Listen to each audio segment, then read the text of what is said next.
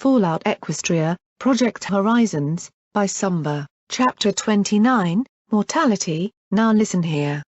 What I'm saying to you is the honest truth. Let go, and you'll be safe. I want to do the right thing. Isn't that simple? It should be. It's supposed to be. There are rules. You follow them. There are choices. You consider them and then make the right choice. Then you live with the consequences. Like males being raped by an entire community. Like Caprice selling me out to usury. Like me killing a stable full of innocent ponies. Is there a right choice anymore? Has there ever been a right choice? Maybe. Helping those ponies against the ghouls the other day.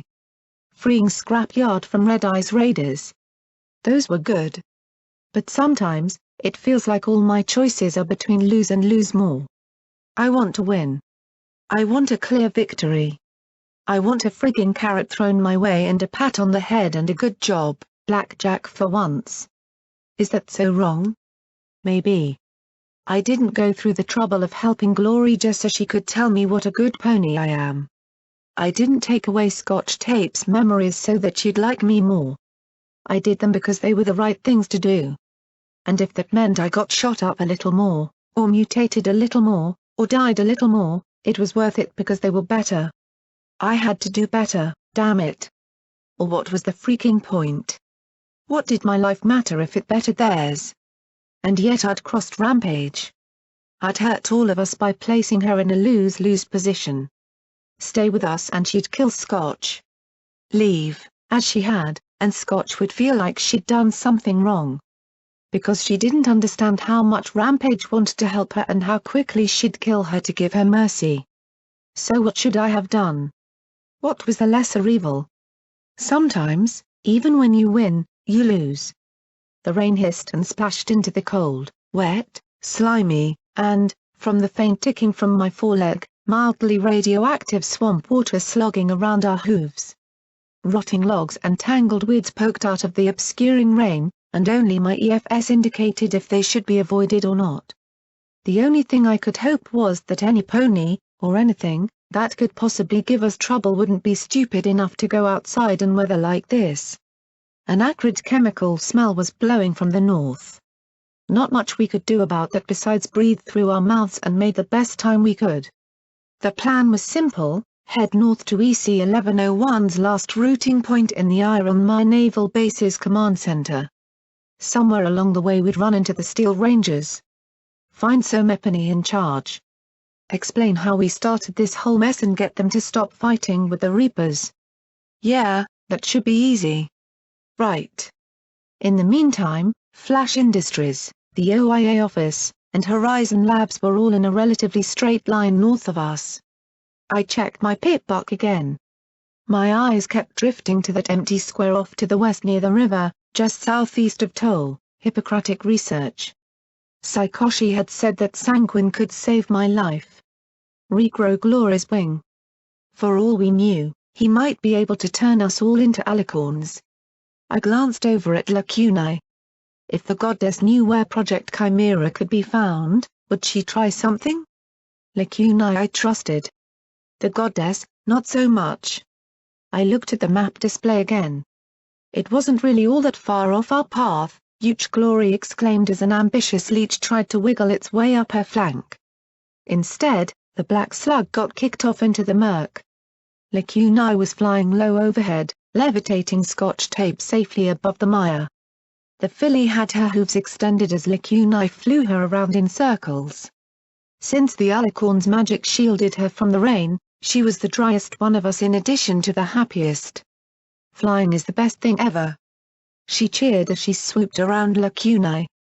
I like to imagine that, somewhere, the goddess was watching this. It was the first time the olive filly had smiled since we'd left the collegiate. She's going to draw trouble, P-21 muttered. Glory snorted. Oh, let her have her fun. Glory was watching Scotch, her eyes silently agreeing with the filly's statement. I wondered Lacunae could lift me, after all. We moved through the rotting, flooded houses. I kept up a constant watch for red bars on my EFS, looking away only to flick off the more determined leeches that started to make holes in my barding. I saw two fat frogs watching us pass. Was it just me, or did they look familiar? Nothing remained of the hopper P-21 had killed earlier, not even bones. Eaten, or liquefied in its own acids? I didn't want to know. A deep, reverberating roar blasting through the rain sent all of us diving for cover, frogs, leeches, and ponies alike. Lacuni and Scotch winked into one of the buildings, P-21 dove behind a mossy wall, and Glory and I took cover in some thorny bushes. The roar sounded again, deep and heavy, building and falling and squealing, but sounding distant through the downpour. I couldn't tell how far away it really was. Was there a dragon in Hoofington? That was all I could imagine making a noise like that. Nothing on my EFS, though, so either it was too far away to register or it was huge and invisible. Now wasn't that a pleasant thought? Slowly, I crept through the rubble-choked gap between two buildings. The rain pattered off the spongy beams and decaying masonry under hoof, but besides that, silence. There was nothing on the other side of the gap except another row of decaying homes and the dark outline of a large building beyond them. A building that moved. I ducked out of sight as it growled long, low, and deep. I didn't know what it could be. I didn't want to know. I just didn't want it to come this way. I backed carefully away as it growled and squealed for a moment, then growled again. Could it hear us? Smell us? It rumbled as it moved, but its rumbles were growing softer. The roar sounded one more time, fainter and to the northeast. Lacuni and Scotch tape cautiously emerged, the alicorn so apprehensive that she dirtied her hooves and carried Scotch on her back rather than risk being a flying, glowing target. P-21 crept out a moment later. Right. Do we want to speculate on what that was? I asked, looking from one face to the next. I didn't see one spark of curiosity. Right. Moving on. Direction, any but that one. And, ignoring the leeches, we put as much distance between us and that thing as we could. After reaching Celestia Boulevard and getting out of the mire, and shedding a dozen slimy hitchhikers, we started looking around for some place to dry off. The rain gave no indication of letting up. If anything, it seemed to be falling even harder. We staggered into a ruined shop in the center of a strip that still seemed more or less intact. It was dry, at least well, drier. I guessed from the large sheaf of wheat on the hanging sign outside the door that it had been some sort of food shop. Empty inhalers, used syringes, and busted bottles of booze made it pretty clear what it was used for now, and, in true raider fashion, Somepony had dressed up some yellowed ponnikins in studded bondage gear. 'Cause that was what passed for humor in the wasteland. A ponnikin in a leather gimp suit, okay. Glory, what is the deal with all the rain? I asked as I shook myself hard. Is the Enclave trying to drown us? The question was only half hypothetical. She flung water off her wing before blinking.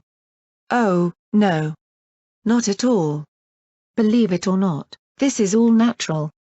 This is natural? I gaped as I pointed out the window. That wasn't natural. We'd be swimming at this rate. MHMMM. Before the war, clearing the skies over Hoofington was a full-time job. She cupped her hooves. The Hoofington Valley is basically a great big bowl 30 miles across with mountains to the east and west and the highlands to the south, so all the wet air off the ocean gets blown into it and the bowl fills up. The higher you go, the colder it is. All that wet air has nowhere to go, so it cools and forms clouds and then rain. Hoofington had major problems with flooding even before the war. It gets about 200 inches of rain a year. I gaped. 200 inches? Was that a lot? A glance outside suggested yes.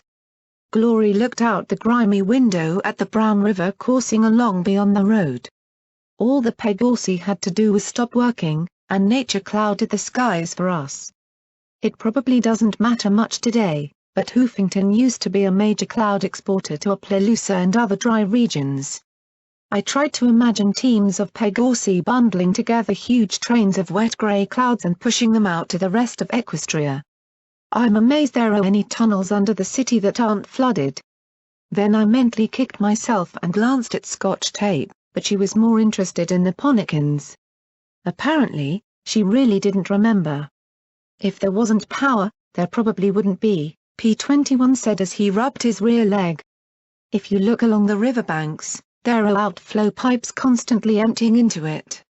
Without those pumps, everything below river level would be underwater. Are you okay? I asked him. I'm fine, he muttered, frowning at the limb. It just hurts a lot. Glory frowned and knelt as she looked at his limb. It shouldn't, she said, glancing up at him but not touching it. With his glower, I couldn't blame her. I checked Trege's files. You practically have a brand new leg. Then they botched it up. It still hurts, he muttered as he rubbed it with his hooves. Here, I said as I floated him a syringe of Med-X. It's probably from walking in cold water in the rain. Can't be doing it any good. Glory frowned as he jabbed the needle into his leg and some of the stress and anger left his face. Thanks, Blackjack, he said as he swung his leg with obvious relief. Rising, he moved further back into the store. I'll check and see if I can find anything valuable. Glory frowned at me as he started poking around in the back. Blackjack, you shouldn't have given that to him. At least not without letting me examine him first. If there's something wrong with his leg, then he needs treatment. Maybe he has a pinched nerve or something. Glory, P21's not going to let any mare examine him. She started to argue, and I shook my head, just let it go.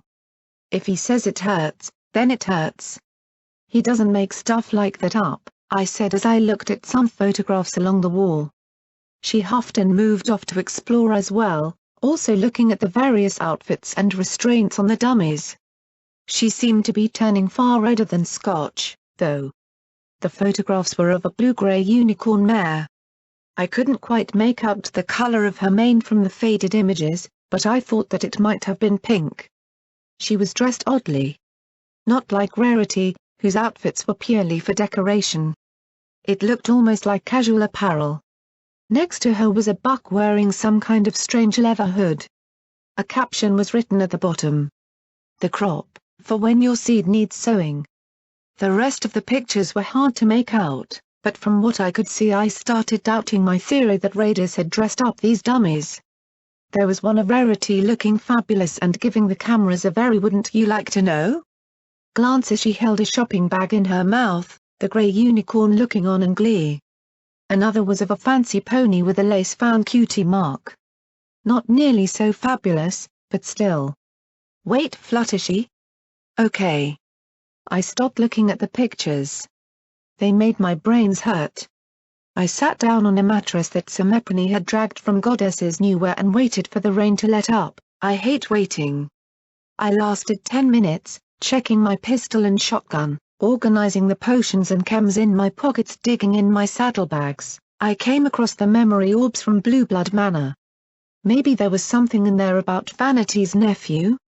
No, honestly, of all the marauders, Vanity had seemed, after Big Macintosh, the one most concerned with his teammates. I lifted the orb and caught Lacuna's eye. I'm going to take a peek, okay? So no hanging me upside down off the front of a boat, I warned. Seriously, I'd come out of enough bad memory orbs and in enough bad ways already. She nodded once and continued to gaze out at the rain, looking a little pained. Innovation? I asked. For the last hour, but nothing serious. Just a drain on our potions, I suppose. She gave a little smile. Really? You'd think the goddess would provide me with a simple healing spell. I guessed it was an indirect screw, Blackjack. Gently, I tapped the orb against my horn. Okay, I'm safe. This is Vanity, so it should be okay. Come on, hum. It wasn't working. Was there a password or something? I thought of the Marauders' Goldenblood Princess's Ministry mares. I glanced up at the picture of Rarity with her shopping bag. A spark, and the world swirled away. You, Okay, not quite what I was expecting. Soft sheets. Green velvet drapes around the bed. A very nice-smelling mare. And 2 ponies having a very good time. I gave a mental roll of my eye and did my best to think of the iron-shot firearms catalog. Okay, IF-80 is a 20-gauge nope, that's a 12-gauge shotgun. Pump action. Shoots a variety of ammo types including buckshot Sweet Celestia, shoot me now. Why on earth was he looking? Oh okay, that's new, check, please. Why wasn't there a cancel feature on memory orbs? Finally, really, 3 times. Finally, they rolled off each other, and a shimmer of blue swept the drapes back to reveal the bedroom. The mare gave a groan of complete delight as she lay back in the sheets. He started to kiss along her pale neck, but then the doors banged open. Like magic, the mare was transformed into a ball underneath the sheets as blue blood stomped in. I'd never really seen him up close pre-ghoulification before, but Blue Blood was clearly a suave-looking buck, even if he was more than twice my age. Right now though, he was a complete mess, his mane long and straggly and his eyes bloodshot. He smelled of stale grapes and pony sweat. Vanity. Are you here? Vanity. The emerald mane buck shook himself and rubbed his temples. So nice to see you're back from Canterlot early. You know, even the princesses don't attend to others in their beds, Blue Blood. If the manor isn't aflame, then can this please wait for later? The mare looked as if she was attempting to dig through the mattress to escape. Blue Blood seemed completely oblivious to both Vanity's comment and the ball under the covers as he threw his forelegs wide. She's gone, Vanity. She was here, right here in Hoofington, at some tawdry shop. And then she was gone. Vanity sighed, making a face of annoyed resignation. Good goddesses, pull yourself together. If any pony sees you like this, they're never going to stop talking. He herded the exhausted, frazzled-looking Blue Blood out the door. Now, get some sleep, get something to eat, and, above all, wash. Then we'll schedule a proper grooming.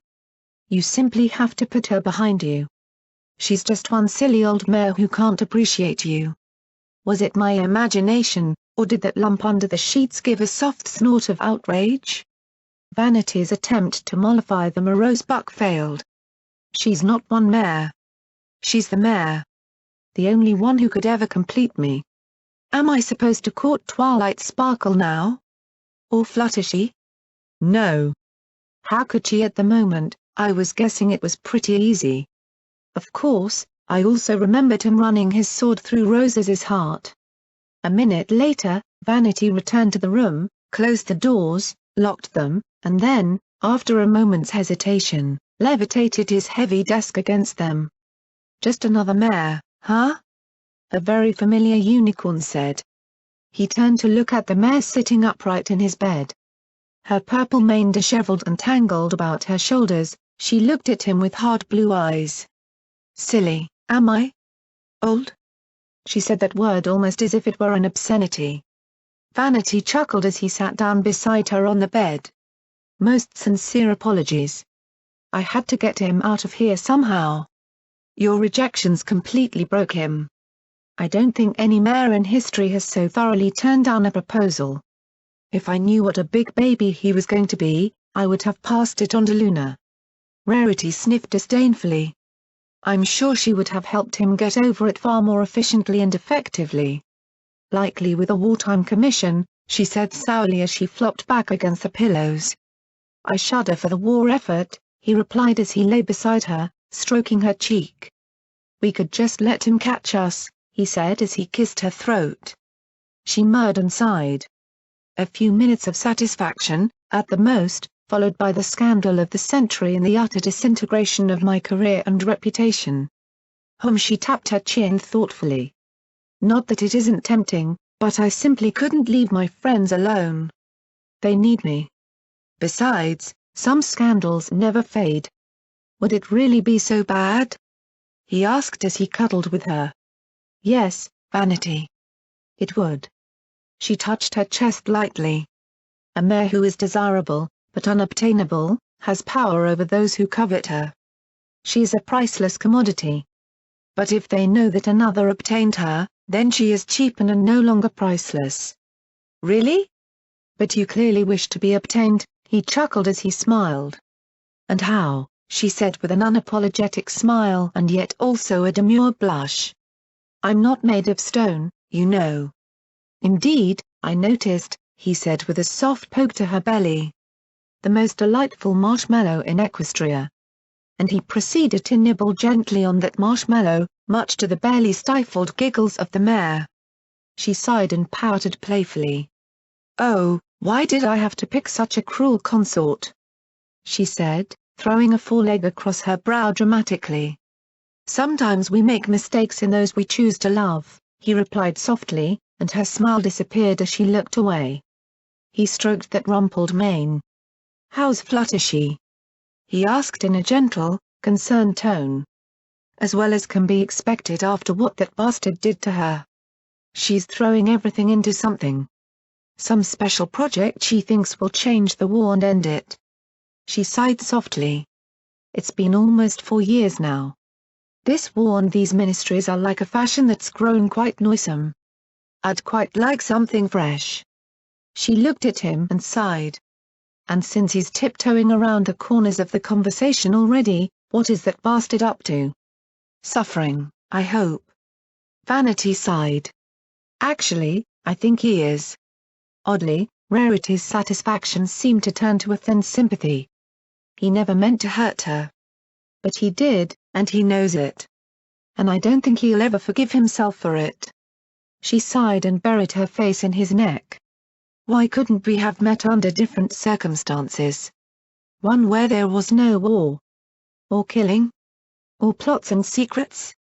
I'm so dreadfully tired of intrigue. Or fears of our loved ones being hurt. I'd thought I'd be married by now. Perhaps even a mother. And now she sighed, one hoof rubbing her tummy slowly. I am starting to turn into an old mare. A stunning, lovely old mare, he replied, and she gave him a small smile in return. We do live in interesting times. I'm just trying to keep my nephew under control and prevent him from hurting any pony. Himself. Others. I recommended he take a leave of absence. Instead, he's just throwing himself into his work even more. He pressed his lips together. I've contemplated leaving the Marauders so I can supervise him. You'd leave Jetstream? Rarity asked softly, her tone concerned as she stroked his cheek. The memory modification went perfectly for once. She doesn't remember Stonewing except as another soldier. She's focusing on her work too. Macintosh is keeping her busy. He sighed and shook his head. I guess it is a way to handle grief. Why didn't we meet at the gala all those years ago? She said with a faint sigh. Then we could have had our wonderful happily ever after. As I recall, you saw Blue Blood and quite ignored the younger prince with the acne problem behind him, he replied with just a hint of reproach. Oh. Yes. Well, you must understand that those were my silly flighty days, she said with a furious blush. He smiled down at her and kissed her softly upon the lips. Forget Rarity, I wanted to marry Vanity. When their lips parted, she groaned. Ugh, stop. Please. I simply must get back to Cantlet. My staff gossips quite enough. I don't have time for a 4th, or a 5th, or a 6th. He teased as he nudged her hip. Or a 7th? Sweet Celestia, did Vanity compete in marathons? Afterwards, they were panting and spent. She looked at him flatly. You are a monster. But a very good monster, he said, his lips parting in a grin as Rarity turned red once more. Enough. Enough. I am going before you tempt me into disaster. But she did have time for one more kiss. Then she emerged from the bed and gave herself a shake. Magically, her mane returned to its luxurious curls. Okay. That was a neat trick. I'd like that trick. Then she blew him a kiss and, with a blue-white flash, she disappeared from sight. I awoke and looked around as quickly as I could. Okay, no monster ponies, cyber ponies, Enclave hit squads, Remnant hit squads. cyberdogs, manticores, giant frogs, boats, zodi-wait. Never mind. I swapped out zodiacs for nightmare height bunnies dressed in black. Instead, I was almost disappointed to find myself still on the mattress. No bullet holes. No horrible wounds. Nothing, so why were my friends all staring at me? P21 was smiling faintly and kept glancing over at me from his textbook. Scotch Tape was giggling. Lacuna was blushing. And Glory was looking at me with a very strange smile. The grey Pegasus cleared her throat softly. So. Good memory orb? I hesitated before I answered warily, rising to my hooves. Why yeah, what was going on? P21 coughed, looking like he was actually fighting the urge to grin. A very good memory orb? Glory asked again. My confusion started to give way to irritation when I sniffed, and blinked. What was that smell? Wait, I knew that smell, and that smell was coming from me. Blackjack's been naughty. Scotch Tape fell over laughing. I went as red as the stripes in my mane. Dear Luna, I was sore. How could I be sore? I hadn't done anything. It wasn't me. They were, and it was I. I finally lost the capacity to speak altogether and just stammered hopelessly, incapable of explaining. Very naughty, Glory replied with a nod as she walked along behind me. We'll have to deal with that later. She stepped next to me, her side rubbing against my flank. And then her tail snapped against my rump. I think my blush jumped into the infrared. Funny, I seem to remember not long ago that Glory was the one who could be rendered speechless through sex. I definitely recalled that to be her thing, not mine. So why was I suddenly incapable of talking besides stammering incomprehensibly? Scotch Tape seemed to find this a source of endless glee. Mares, P21 said in summation, despite the glares three of us gave him for it. He rose to his hooves and stretched. Well. Now that you're finished, shall we be on our way? Yes. Yes, we shall. I could do with a walk in the lovely cold rain. Really. A cold rain shower never looked more inviting. I really wanted to go back into the sexy memory orb now. I really did. Who killed them? Glory asked in a horrified whisper as we trotted past. She had her wing draped over Scotch's face and the filly wasn't arguing. Think it matters to them anymore? P21 replied softly. It mattered to me. It was all so stupid. Life was already hard enough. Why were we killing each other? For caps? Bullets? Technology? What was the fucking point? I couldn't tell if they were raiders, gangers, settlers, and like P21 said, what did it matter? We should search them, P21 muttered. I hissed softly, but then nodded. He was right, as much as I hated to admit it. And he could do it. Glory took Scotch around the corner. I saw her peeking. Rampage had been right. I wanted to protect her innocence, but there was no such thing in the wasteland. How could you protect them from this? Bodies. So many bodies. And from the smears of viscera, some of them had died badly. He came back with a scattering of ammo, caps, and a blue-banded grenade which he stowed away. And then we just left them. We couldn't tear up the asphalt for a grave, and Nopany could make a fire in this place. I was soon corrected. A block later we found 3 suits of blackened power armor inside a charred cafe. Wood had been piled beneath them. Blackened skulls hung out of the hulks. They'd been cooked inside their armor. I looked at the dealer. At his somber expression. Smile, damn you. Laugh. Be some Nopany I could focus all my hate upon. I needed that hate. But he simply watched with tired eyes. I guess even death could get sick of himself. The rain hadn't let up much. It came down in heavy sheets that seemed to wave over the cracked ground. I felt physically bruised, despite my barding. Lacuna's rain shield barely covered herself, Scotch, and P21. The only silver lining I could think of was that the rain kept visibility to almost nothing. As long as I had an EFS and anything dangerous didn't, we'd probably be able to avoid hostiles. We were now following the churning brown flow of the rain-swelled river. The further north we went, the bigger and more elaborate the shops became. The ones here were built along a walkway, the opposite side of which had a railing and a wall straight down to the water. Then it started to hail.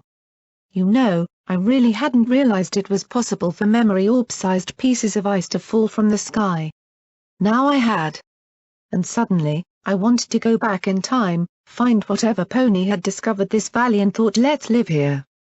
And throw buckets of ice at her head. We finally reached a plaza, and I swore the chunks were reaching hoof size. We can't stay out here. I shouted over the cracking and pinging of ice blocks bouncing off the broken pavement around us. I might make it, with my head harder than any lump of ice, but from how weak Lacuni's shield appeared, it wouldn't be long until it failed under the withering barrage. I pointed at a large 3-story building. Silver Star Sporting Supplies. There was a mess of debris blocking the doors, but it seemed to have the most important thing, an intact roof. The 5 of us darted across, and one chunk of ice made me reassess my estimate of my head's toughness. It nearly took me off my hooves for a minute before I was able to shake it off. We managed to shift the mess just enough to open a door after P-21 unlocked it, of course. I took that as a good sign. We pushed our way through and pulled the door shut, locking it behind us. A few seconds later there was a buzz, then a flicker as some of the lights tried to come to life but only made it halfway. The speakers crackled, and then some tune involving a piano and banjos started to play softly. The few lights that had managed to stay lit illuminated large paintings of a grey cow pony sheriff poking fun at a bunch of scowling brown brutes. I had no idea what they were supposed to be. But apparently, from the pictures on the walls, they were big, strong, and stupid. The square building had a large, open, airy build, with the second and third floors as balconies overlooking the large sales floor. There were more doors on the far side. One wall and most of the ceiling were glass panes, but water fell in strings and ribbons through dozens of cracks, saturating the filthy apparel that lay in heaps around the first floor. Every step squished as we moved deeper in. The junk and sodden clothes had congealed into a pasty mass. No red bars, I murmured. Nothing invisible rushing out to attack us. I trotted to the far doors, but they were locked as well. There was a camp over by the cash registers, with heaps of dried food containers around 4 skeletons. They all had oversized cowpony hats like the one worn by the cartoon sheriff on the walls. The store employees, I suspected. I levitated 2 hunting rifles, but 2 centuries in the wet had made them poor clubs, let alone firearms. There were other guns too. I was a little surprised, but the moisture hadn't treated them any better. The brass and copper-jacketed hunting rounds had fared much better inside their boxes, though, even if the boxes themselves were soggy. Might as well see if there's anything valuable in here, I said as I looked around the cavernous space lit only by scattered, dim, flickering lamps and whatever sparse light managed to get through the clouds and windows above. Why was my main not liking this? I really wished I had Rampage here right now. She'd know if we were in the Flash Philly territory or not. I wanted her here just to crack off some joke and relieve the tension. I just wanted her here. Scott shadowed me as she checked the bullet primers for rust. I cleared out the bits in the register for trade down the road. I looked at them, an image of Princess Luna stamped on one side and one of Princess Celestia on the other. Then I heard the filly sniff, and I looked over to see her push up her goggles and rub her eyes. Did I do something wrong? Huh? I knelt down to look her in the eyes. No, of course not. Why would you think that? Then why wouldn't Rampage talk to me? Why does she hate me now? She said with a sniff. We were going into the tunnels, and then I wake up and you're missing and Iron Glory doesn't have a wing and Rampage doesn't have her armor and Everipany keeps acting funny. So I must have done something wrong, she said as she hung her head. At least she hadn't come out of the procedure early enough to also wonder why Rampage was mysteriously only a few years older than her. Not remembering sucks. I took a deep breath. Rampage doesn't hate you, Scotch. She had Reaper things she had to do. She'll be back someday. Oh, I really hoped that was true. I sighed and fed her the only line I could think of. Don't think about it, Scotch. There's nothing down there you'd want to remember. It was really bad, I said as I stroked her mane. I wish I didn't remember, I said sincerely. But then I never deserved to forget. I saw the hurt in her eyes. Not from anything. Just hurt. Yeah, she said, frowning and kicking an empty tin. I guess, come on. Let's find the others, I said, walking towards the back rooms. We found P-21 tapping away on the manager's terminal. A picture on the wall showed an aged grey buck grinning smugly with a huge cowpony hat on his head and a sheriff's star on his vest. Beneath the picture, a plaque, "Our founder, sharing and caring is for suckers." There was an odd word, an obscure word rarely used in '99. I'd always wondered about it, but it seemed to summarize the picture perfectly. Schmuck. Find anything good? I asked P-21. Scotch Tape picked up an intact book off the desk and began flipping through it. Unless you're really interested in this place's earnings for the last quarter, no. The only thing in here that isn't related to business is this. He opened a file. 2, Mare Terminal number 3224C. Hey bro. Sorry you missed another session. It was fucking wicked. Calamity crashed the fucking train into the possessed Ursa Major. Primrose was like, so what's the damage for a train? I just lopped off half its height points right there. Still was a tough ass fight, though. Had to pull a few crits and Calamity still lost her leg. And the doc got eaten, but, Brandywine can just make another character. Anyo, hope things are okay on the base. We all miss ya, bro. 2, Mare Terminal number 3224C. Brooke. Where are you? We got another mare in the group, named Parsley. Let her play Jack since you were gone. It ain't the same. She's got the game system down but she just can't play a guy. You know? Anyway, bro, old Silverstar was pissed. Apparently we got big fat roaches and not the good kind, bro. Anyway, make the next game, bro. Parsley's like Bam and Wo and SHWING and yeah. You can get rid of the cherry now, bro. Hear me? Easy poon. Talk to you soon. Bro. 2, Mare Terminal number 3224C. Hey bro. Sorry to hear you won't be able to make the game anymore. No, I don't have a problem, but I don't know where we're gonna find another Smiling Jack. I can't believe you're going to leave me alone with all these mares in the wasteland. How could you be so cruel? Let me know if you ever want a chance to play. I know things are 10 gallons of suck right now forever Ipany. Just yesterday I got chewed out by the sheriff about the bug problem. Got something to take care of it, I hope. Better not be like last time. So take it easy. Bro. Oof. Bro. P.S. Know where we can pick up some male gamers?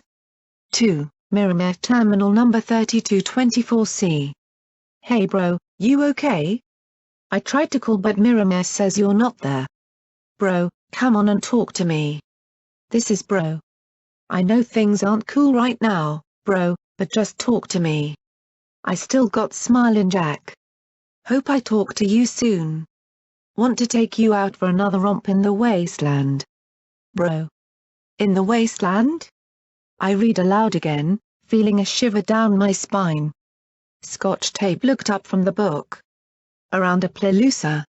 Fighting off Wendigos, zombie buffalo, and mad science mares while dealing in dark magic, bullets, and grit.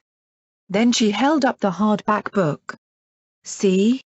I leaned in a little. Wasteland, a game of Western horror. I looked at the cover art of a steam train like I'd seen in picture books being pulled by ponies while a half-dozen skeletal Pegasus flew overhead, kept at bay by an earth pony buck with some sort of steam-driven Gatling gun, a black Pegasus casting a spell from floating playing cards, and a unicorn who reminded me of Vanity shooting 2 floating revolvers. A game? Real-life horror wasn't bad enough, so ponies had to make up others?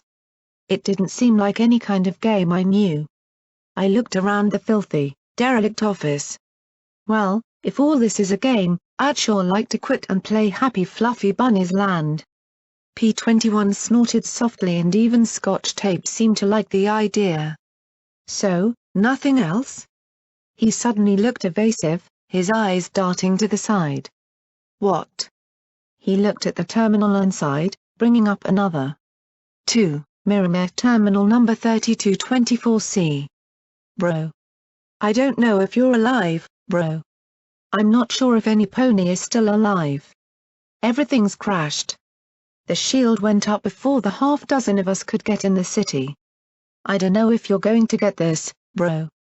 I don't even know if you're around to get this. There's green snow everywhere. Prim went out to look for survivors, and when she came back, she was dying. Gone the next day. So the rest of us just holed up in here. Just feel like all kinds of nasty. Believe it or not, I've been making wasteland characters to try and get by. It's fucking crazy, bro. After the bombs and death and everything, it's all there is to do.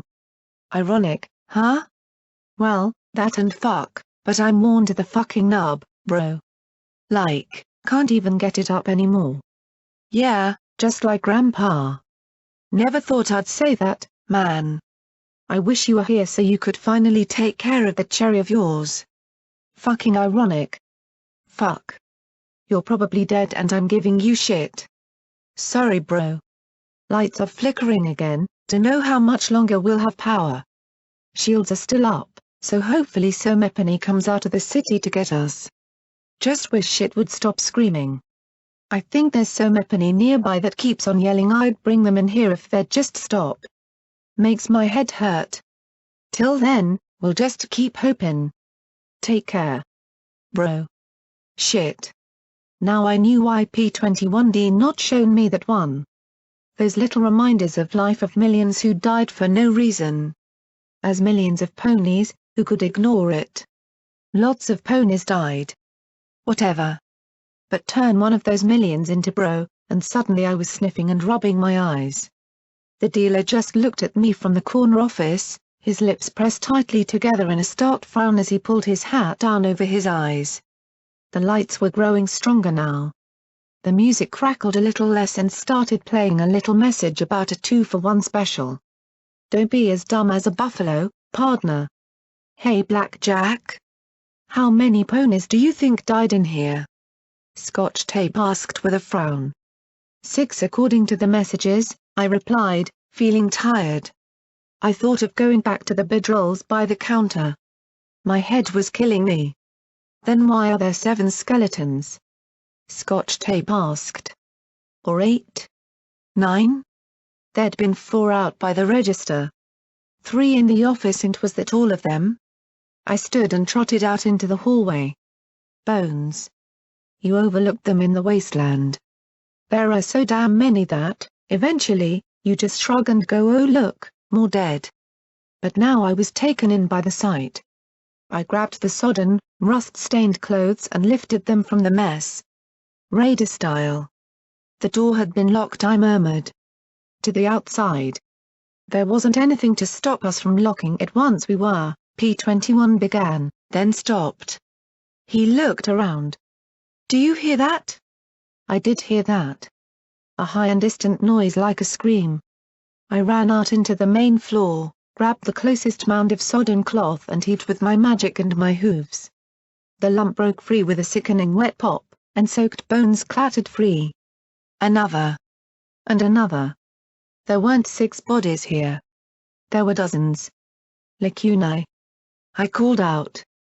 Glory. Glory staggered into view on the edge of the 3rd floor balcony. Find Lacunae. We've got to get out of here. I walked to the doors out, my already unsteady hooves not finding purchase on the sloppy ground. Now that I was paying attention to them, it was impossible to miss the bones sticking out of the rotten clothes. Most of these looked like scavengers. What a score, they must have thought. Started collecting all the things left behind and then fell asleep wondering who was screaming. I wanted to fall asleep. My heart flopped in my chest. I swore I could almost hear the wet, slapping noise inside my chest cavity.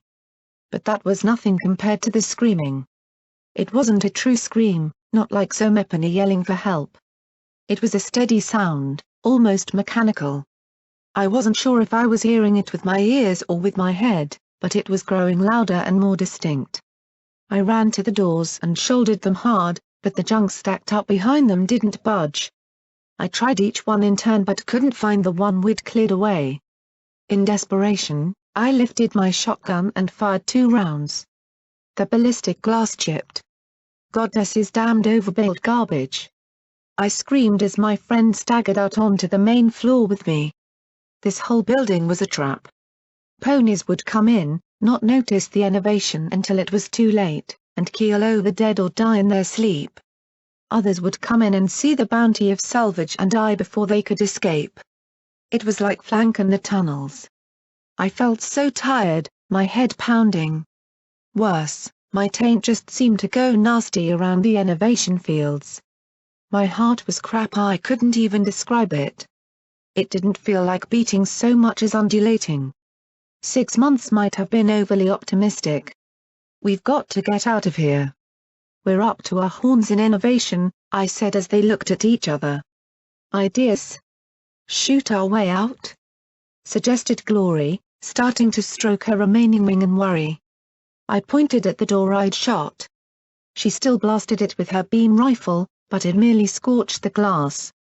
Oh, Dan, no wonder this place is intact. I looked at Lacunai, but she could barely stand, let alone teleport. Okay.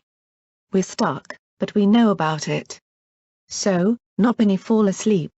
If your healing potions have any purple at all left, drink them. If not, toss them. Stupid country banjos played some folksy tune as the lights now filled the store with steady illumination. Most of my potions were an unwholesome shade of brown. That was fast. Really fast. But if the innovation here was that strong, why hadn't we noticed immediately? Why had those bodies rotted?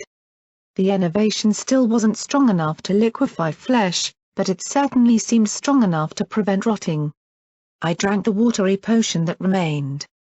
At least the others' healing drinks were in slightly better condition.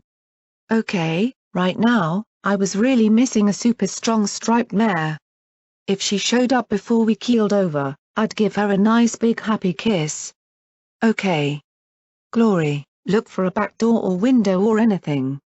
I'll take a broken leg jumping from a 3rd-story window at this point. She nodded at once and headed for the stairs. P-21, can you rig a bomb to blow open the doors? I'll have to convert frag grenades into a satchel charge. It'll take a while, he said as he bit his lip, then winced. A trickle of blood dripped from the bite. I'll get right on it. I'll help, Scotch said at once, and P-21 looked shocked. I don't know much about bombs, but I know enough about fixing things to hand you tools and stuff, she said as she gestured to her utility barding. Finally, he nodded and trotted to the registers, fishing out the apple grenades from his saddlebags. That left me with Lacunai. I trotted to where the mighty alicorn slumped and pressed my horn to hers. Suddenly, that scream increased to the point that it felt like rusty claws in my mind, like it was trying to tear me right out of my body. Why didn't you notice sooner? It increased was all she said before collapsing.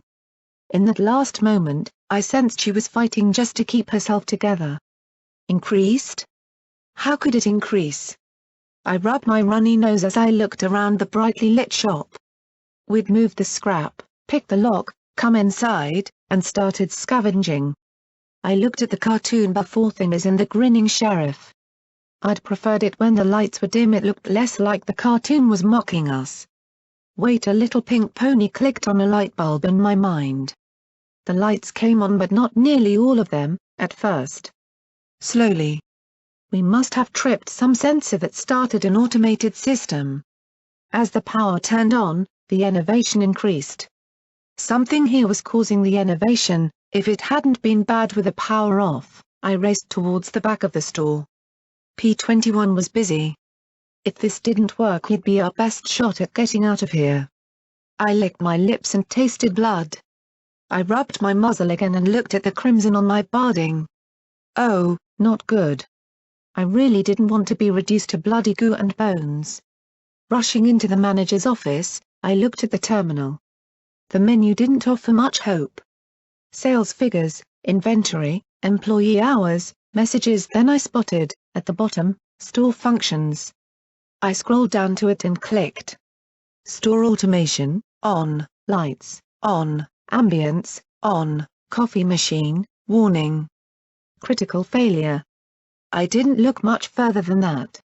I turned everything to off. The lights flicked off one after another, then music crackled and went silent. The screaming continued. Okay. Plan B.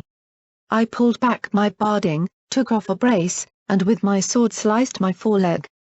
Holding the floppy limb outwards, I started to sweep it back and forth. If whatever was doing this was deep underground, we were screwed. But then I felt a sharp stab in the outstretched leg. The wound seemed to be spreading right in front of my eye. I did the worst possible thing and started to limp in that direction, into the back of the store. There were just heaps of ruined clothes and other litter, but I kept walking. Kept walking even as my insides clenched. Whichever way hurt more, that was the way I went. This was a really bad idea. I could feel the injury spreading. But the idea was working. Whatever the source, it seemed to be in the far back of the store. Almost there, almost, and then I came to a concrete wall and groaned. My head was splitting. My whole body ached. There was nothing here but a stupid metal box on the wall. A stupid metal box straight ahead of me. It wasn't big, maybe the size of my hoof. It read Roselix something or other. My eye wasn't seeing very clearly. I slowly opened the box. Inside were a pair of wires attached to a metal ring that let out a baleful green glow. Just looking at it made my eye throb. This little thing? This was the source of the enervation? Or was it magnifying it somehow? I tried to reach for it, but the muscle spasms in the limb made my whole body ache. I lifted the shotgun with my magic, but my focus was shit. Once again, Earth Pony firearm techniques saved the day. I fired into the box again and again, my ears pounding. 7 shells later, the box was scrap. The thin metal ring flew into the air and disappeared into the mess. It didn't matter, though. The glow was gone and the agony in my skull retreated to a dull throb. The screaming faded to a whisper and then to silence. Slowly, I started back, the end of my left foreleg looking like it had been put in a food processor. It wasn't hard to find my way. Just follow all the red. I limped onto the sales floor just in time to meet Lacunai coming towards the hall. "Feel better?" I asked, and then my eye rolled back and I passed out on the filth-covered floor. The goddess wishes for me to remind you, once again, that this does not constitute gratitude or obligation to you. She merely does not wish for so valuable an asset to be lost to the vagaries of the wasteland unless it can suit her purposes, Lacunai said as her horn glowed a faint purple. The dark alicorn's lips curled a little more. "Oh, she apparently did not want me to tell you that last part." The magic was knitting together flesh and tendons under Glory's watchful eye. Yeah. I love her too," I muttered sarcastically as my injury slowly healed. I would have liked it even more if she'd healed Glory back when she'd gotten injured, but that was apparently too much to ask back then. "I'm glad the goddess finally taught you a healing spell." "Oh, she didn't teach it. The spell is Windar Reed's. She was a medic during the war." Lacunai made a face. "It was simply put into me by the goddess. To learn it would have taken far too long. So why doesn't she just put a bajillion spells into every alicorn and take over the wasteland?" Glory said as she supervised the procedure. Apparently having the spell didn't make her an expert on how to use it.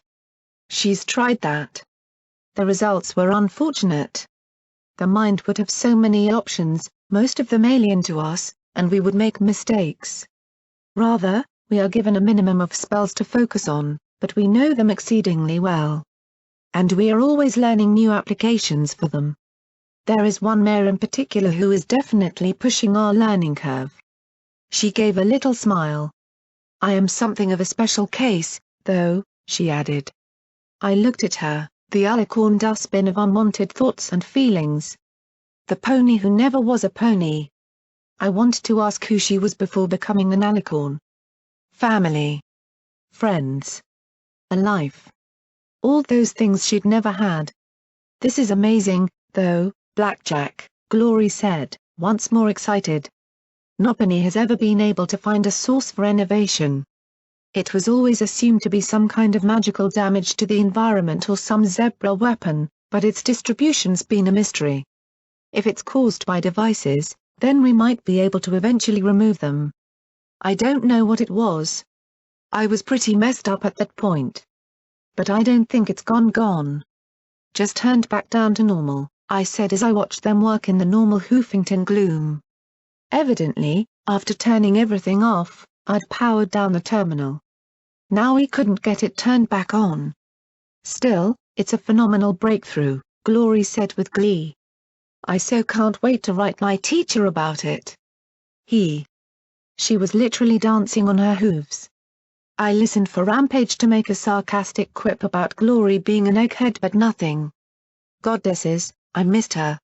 P-21 was packing away his satchel bomb. Lacuna could teleport him outside to reopen the door.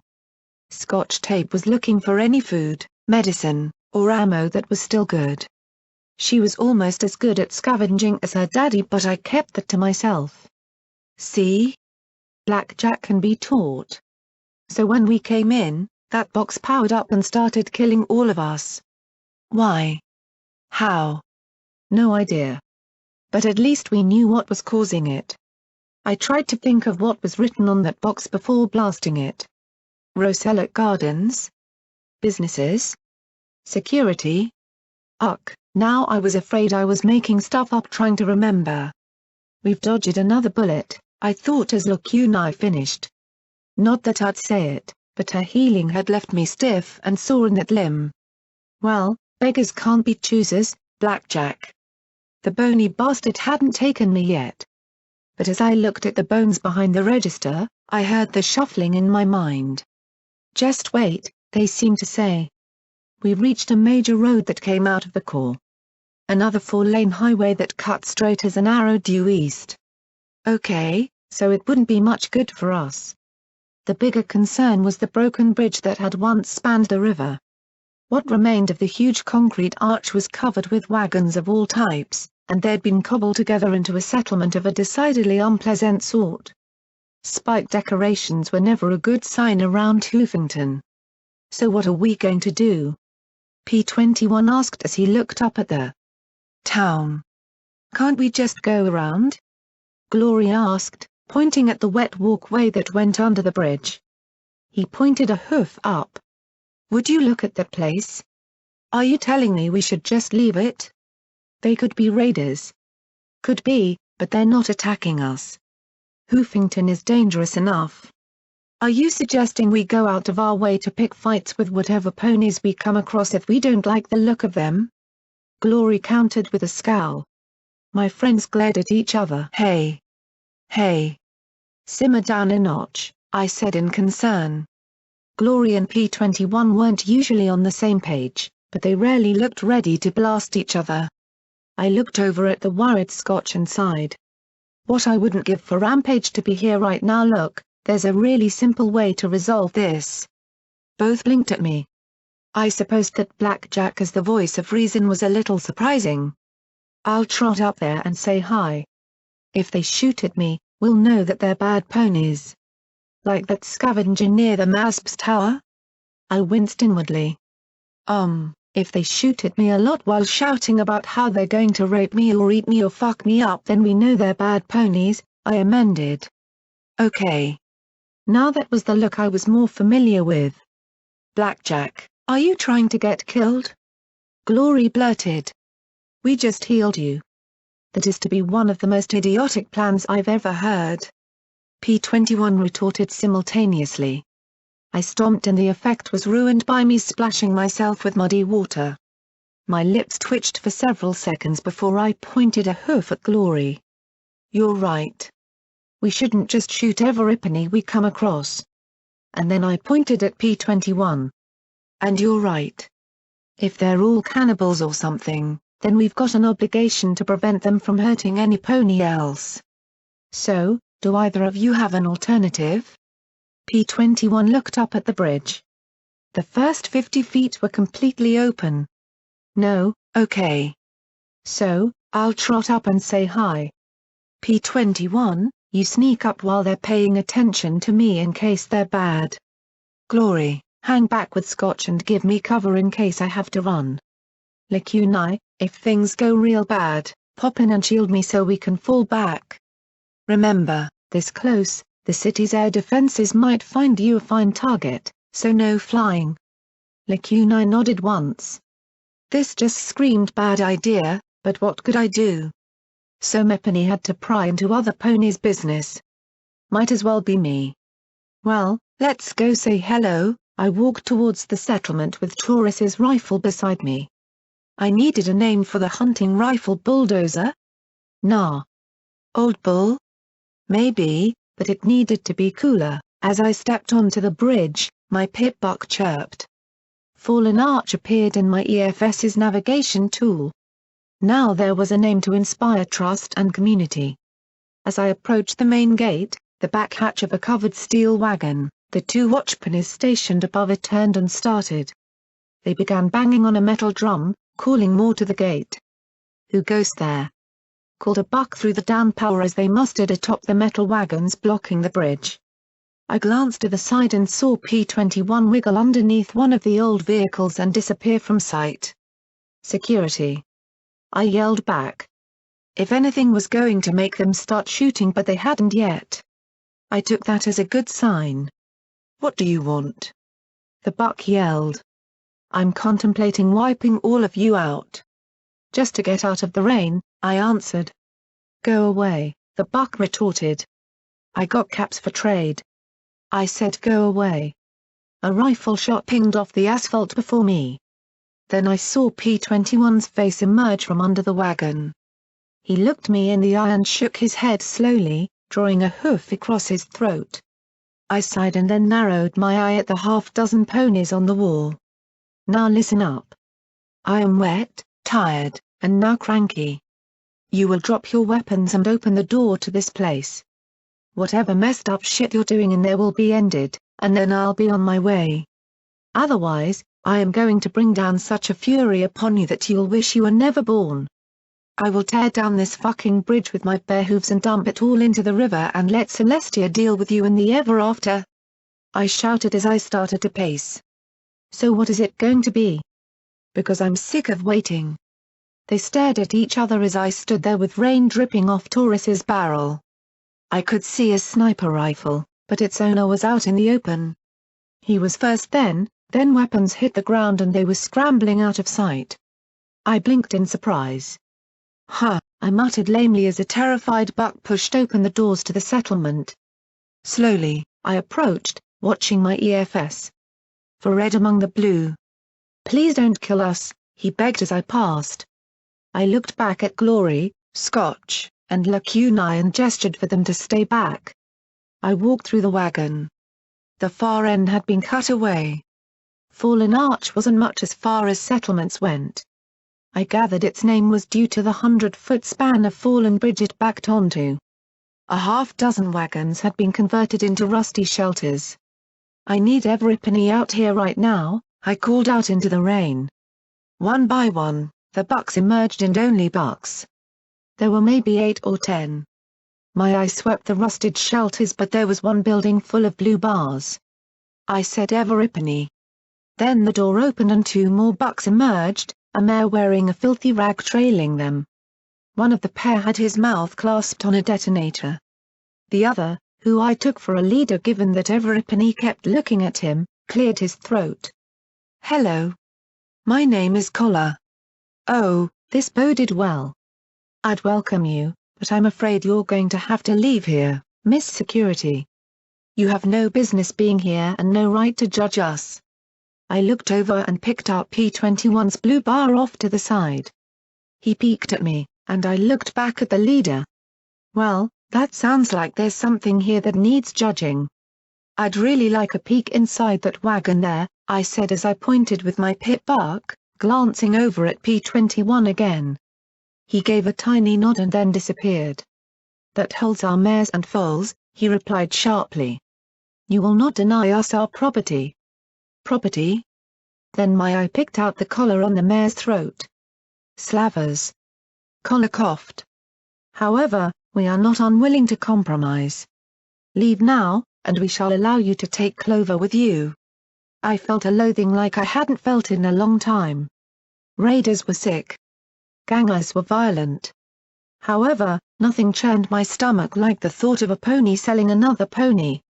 It reminded me of '99.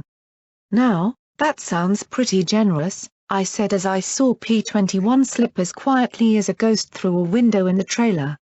There were advantages to being an undersized sneaky pony. But I'm afraid it ain't quite enough. "Why don't you let all those mares go, and I'll call it fair. These mares are our property and our livelihood. Without them, we're as good as dead. If you try and take them by force, then we may as well liquidate our stock," he replied calmly. "Liquidate? Seriously?" And I wasn't taking his property. I was freeing ponies. I was burning to vaporize his head in the worst way. "Your livelihood? Your property?" I fumed, my eye narrowing as I glared at him. "You're telling me the only way you can survive is by selling the flesh of other ponies?" I knew that right now P-21 must have been taking off those collars. I had to buy him time. Find another way. A better way. "This is the better way," he retorted. "For generations we fished the scum out of the river, salvaged what we could, and hunted what we found in the marsh, and still it wasn't enough. I watched my grandfather get consumed by disease and my father taken by famine. Finally, we sold our surplus population and purchased enough food for the rest to survive. I sold my daughters myself, rather than see them starve. We rent our females, or sell them, to sustain the community. To sustain civilization. We've done what we must to survive." "Wait. You're telling me I couldn't even finish that thought? These weren't just captured ponies, these were their own families? Surplus population? They didn't just hold mares as slaves, but bred them. Now I was glad I'd come up here. Well. How nice. What you must do to survive now is take off each and every one of those collars and toss them into the river. You want to sell some epony into slavery, sell yourself." Shit, I needed to stall. But I felt as though everything was just sweeping me along. It looked like he wasn't in the mood for banter. Honestly, neither was I. The leader sighed. "I have no wish to fight you, Security. I have no doubt of your peril. But this is our community and we will ask you one more time to leave." The mare stared at me with wide, terrified eyes. She wet herself like an animal. The sight made my heartbeat pound in my ears. "You want to fucking die?" I shouted. The buck with the detonator in his mouth flinched. Clover exploded. It wasn't like a grenade or anything I'd experienced. In fact, the detonation was a sharp crack noise. The explosion was focused by the heavy metal collar. After all, Nopany wanted a slave whose death might injure the owner. The resulting blast sent a pink hourglass fanning out above and below the collar as everything between her head and shoulders was atomized. Pieces of hot pony mixed with the rain. And that was the point at which everything transformed into one red scream. I took one look at the one with the detonator in his mouth, hit SATS, and with 3 magic bolts of energy vaporized his head and the detonator too. I barely felt the impact on my left. The stallions there had taken advantage of my blind side to rearm. My barding soaked up the impacts, and my jellied bones bent rather than broke. A small blessing, I supposed, as I spun around and levitated out my shotgun. Black anti-personnel shells were loaded, and the flechettes stripped pony flesh from pony bone as I blasted cloud after cloud of razor-sharp darts into the stallions. The plan now was simple: kill every last one of these fuckers before they could get to another shit. I twisted around, looking for the leader. Where was he? Red bars were milling about all over the place. Green flashes and white arrows of magic announced Glory and Lacuna's arrival. I just had to find the leader. If there was another detonator, he'd have it. I figured the most intact wagon would be his, but they were all pretty thrashed. I ignored the bullets biting into me. The burning pain helped me focus as I reloaded the anti-personnel rounds. I saw a door closing and raced to it, ramming it open with my shoulder. A stallion was trying to hide under his bed. Not the buck I needed, though. I grabbed his tail in my teeth and yanked him out. "Where is Collar?" I shouted, glancing at his own hoof cuff cutie mark. I kicked him hard onto his back. I wanted to kill him then and there. I pressed my shotgun to his crotch and screamed, "Where is he?" "Next door," he cried, losing control of both his bladder and bowels as he sobbed. "Please don't kill me. I wanted to. I wanted to kill every last one." Chapel didn't need to sell ponies. Riverside didn't. Megamart didn't. Hell, I hadn't even seen a slave collar in Flotsam. If other places could have society without this shit, then so be it. But I am not an executioner. I didn't kill Roses. I wasn't going to kill this one. But Celestia saved me, I wanted to. However, I couldn't just trot away either. The shotgun butt on his reproductive equipment might have been excessive, but it wasn't fatal. He curled up, whimpering. "Get another life. I see you like this again and your paint." I wasn't sure if he understood me, curled up and sobbing like that, but I'd wasted too many seconds on him. My hooves slipped out from under me as I skidded on the wet asphalt, my braced limbs flailing in the air as I struggled back to my feet. My friends were shouting for me, but I couldn't wait. I couldn't listen. And I charged into the last wagon, slamming it open with my shoulder. Collar turned to face me, snapping a bomb collar around his neck. His eyes were hard, his scowl contemptuous, but his smile was triumphant. I panted as I lifted the gun, looking for another detonator. There wasn't one. "Selling yourself now? Does that mean Somepony is actually going to listen to me for a change? You scrapped my only detonator." Why didn't I feel any better as he reached up to the clasp of his collar? "Ever hear of link collars, security? Without the detonator setting them off, if one goes off they all go off." I felt a sensation like I'd just had my belly sliced open and everything had tumbled out. "Don't you want to live?" I asked desperately as I took the gun off him. I only had 1 or 2 magic bullets left in me. Could I take him out with 2 to the head? Did I want to risk it? "I'll let you walk out of here. Right now. I'll fucking pay you," I shouted at him. "I got 6,000 caps on me right now. Just don't." If I killed him, would it go off? Did he have to open it or yank hard enough? He spat on my chest. "You killed my son just now out there, security. And you've killed my daughters. You've destroyed my home. Just like that. Was it hard for you? Did you even work up a sweat when you came and judged us?" He replied as he stared into my eye. I knew that fucking look, and brought the shotgun back around. "You should have just walked away, security." I pulled the trigger as his hoof jerked hard on the bomb collar. The boom mixed with a sharper crack. And the sounds of popping filled the air outside. I stood petrified as Collar's decapitated body swayed and collapsed. I stood there, spattered with blood like rainwater. My lip trembled. "I would have let you live, I would have paid you, damn it." I clenched my eye shut and covered my face. Damn it. I yelled into my hooves. No matter what I did, no matter what I tried, the wasteland won. It killed a little more. It cut a little deeper.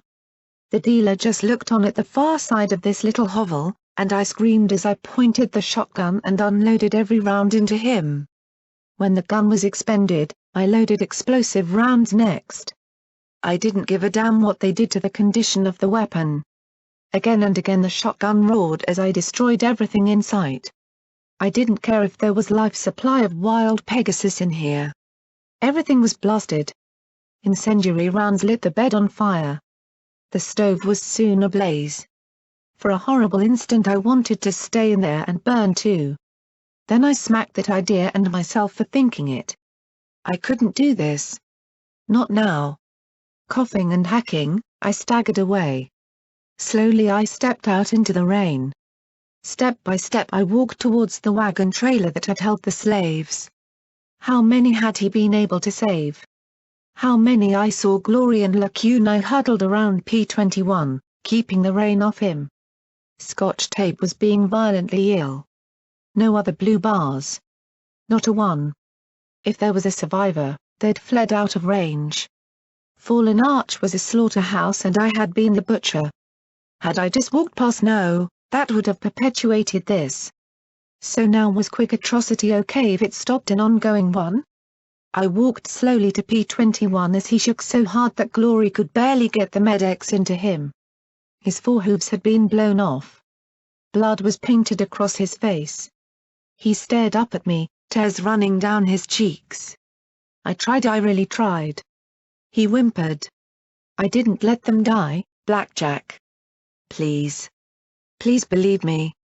Did he think I would believe he'd just stood back and let their collars be detonated? As if I'd ever think he'd do such a thing, as if he'd ever do such a thing, no. Don't think about it. I couldn't say a word as Glory injected him with Hydra. She didn't raise the smallest concern or complaint. P-21 needed his hooves back.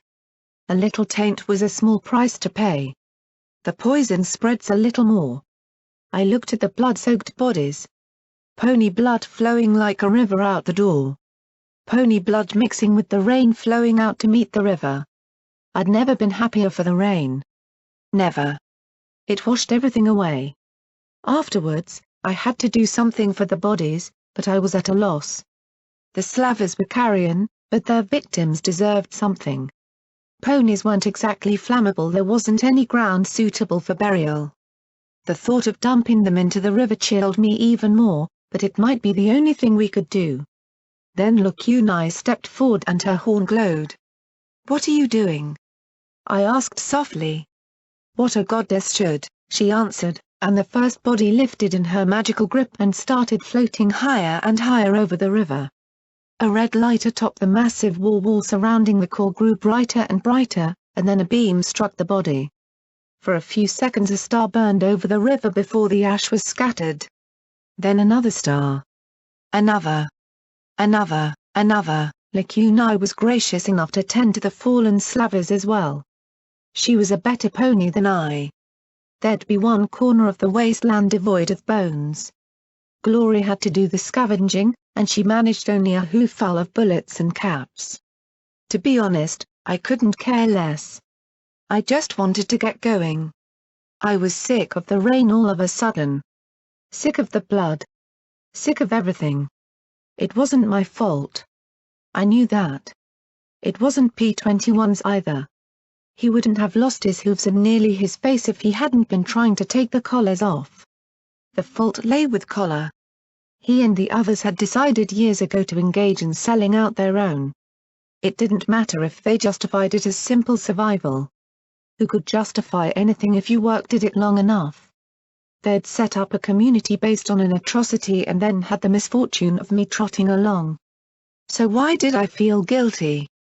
Was it because I'd been cocky, striding up there all brash and bold?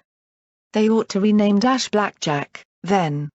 I could have stalled longer. Heck, I could have pulled out, but would Collar have planned something once he knew that I was around? The dealer walked beside me, but I wasn't talking to him and he wasn't talking to me. He'd already said his piece. There wasn't anything more to add. You're afraid of screwing up, why?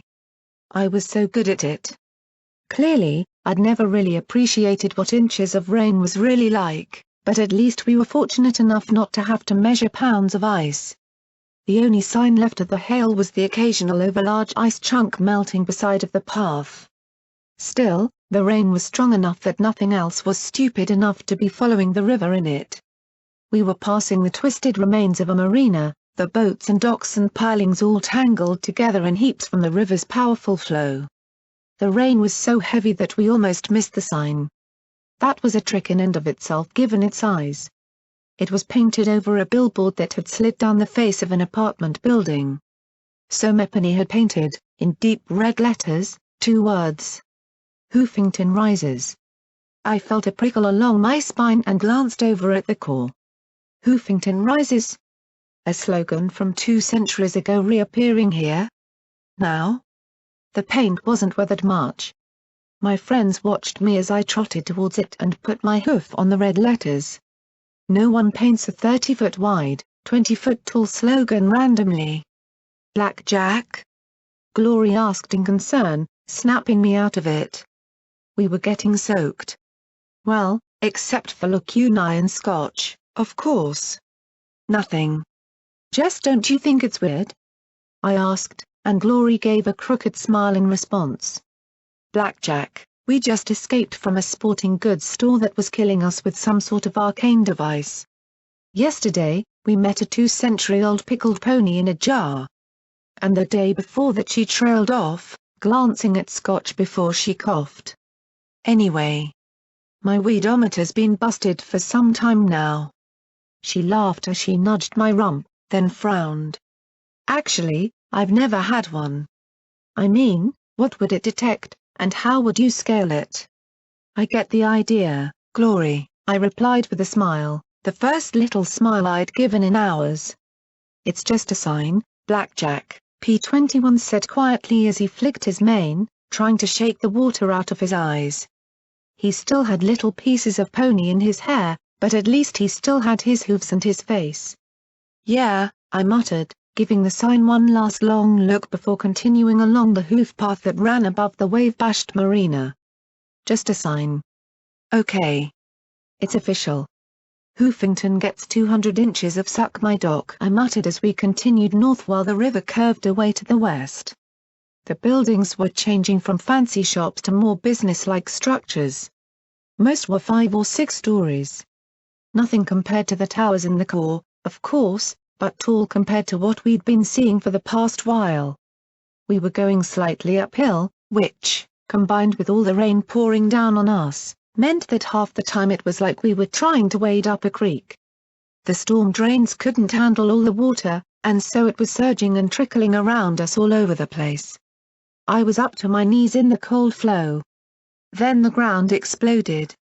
Of course it exploded.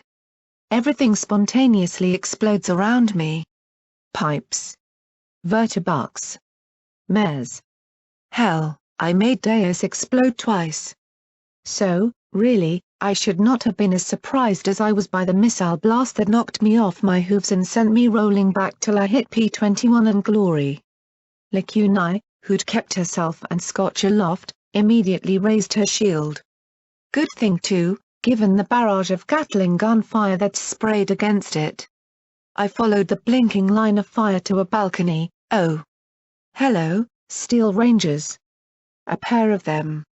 They were firing missiles and guns at my friend and the filly levitated alongside her. The mare's purple shield flashed white with every impact. Lacunae focused all her strength on keeping it up, and more missiles from one of the suits of power armor streaked towards her. The shield flashed again and again as she struggled to maintain it. I'd seen Steel Ranger power armor before. Frankly, I wasn't all that impressed, mostly because I didn't have any. But having some suits fire at me now, I had to admit that I really did not want to fight these ponies. The heavy metal seemed much more substantial than I anticipated now that it was firing at my friends. Then the shield exploded as a blast knocked both of them from the air. Scotch gave a shriek and I spun as I reached out with my telekinesis to try and catch her. I barely slowed her, and I heard the crack of her landing hard. Lacunai screamed as bullets soared through her hide while she tried to raise another flickering defense. Scotch tape wasn't moving. I chowed down on a tablet of buck and charged at the cover of the first Steel Ranger. My inventory said I'd picked up some flash from somewhere. Fuck it. I floated it out as I ran as fast as my clattering braces allowed and bit on the tube, letting the chem fill my lungs. Time slowed to a crawl as I closed the distance. The Steel Ranger seemed to realize there was a threat other than my alicorn friend. I left the flash-induced acceleration just in time to enter the slow time of SATS and toggle 4 shots to the Ranger's skull. The first blast blackened her armor. The second shattered the glowing eyepiece. The third opened a foot-long crack in the side of the helmet. The fourth peeled away a jagged spur of metal.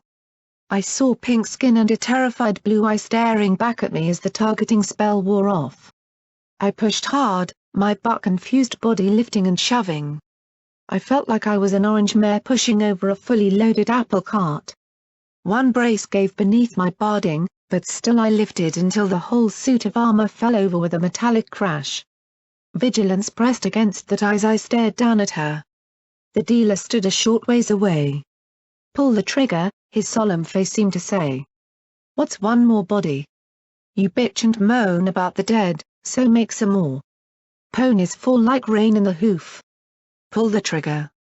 Do it. I'm so sick of bodies." "She's okay, Blackjack," Glory yelled. My eye bored down into the Rangers. One more body. One more. What was one more? Be kind. Do better. Be strong. I had one dealer and 4 ponies all fighting with the overwhelming urge to light a bonfire. But slowly, bit by bit I reasserted my control. "I don't want to fight you," I said slowly, my voice trembling. "I don't want to kill you. So stop fighting me please." I didn't quite trust myself as I pulled the gun back. She slowly rose to her hooves. The armor gave a pink flash and repaired itself before my eye. If there'd been a chance to kill her it was gone now. "Salad? You okay?" asked the second Ranger as I backed off. For a moment I was certain I was finished. The other stood on a balcony above us, still raining bursts of Gatling fire down on Lacunai. Her magic arrows had gouged holes in its armor, but it still fired. "Hey, knock it off, radishes!"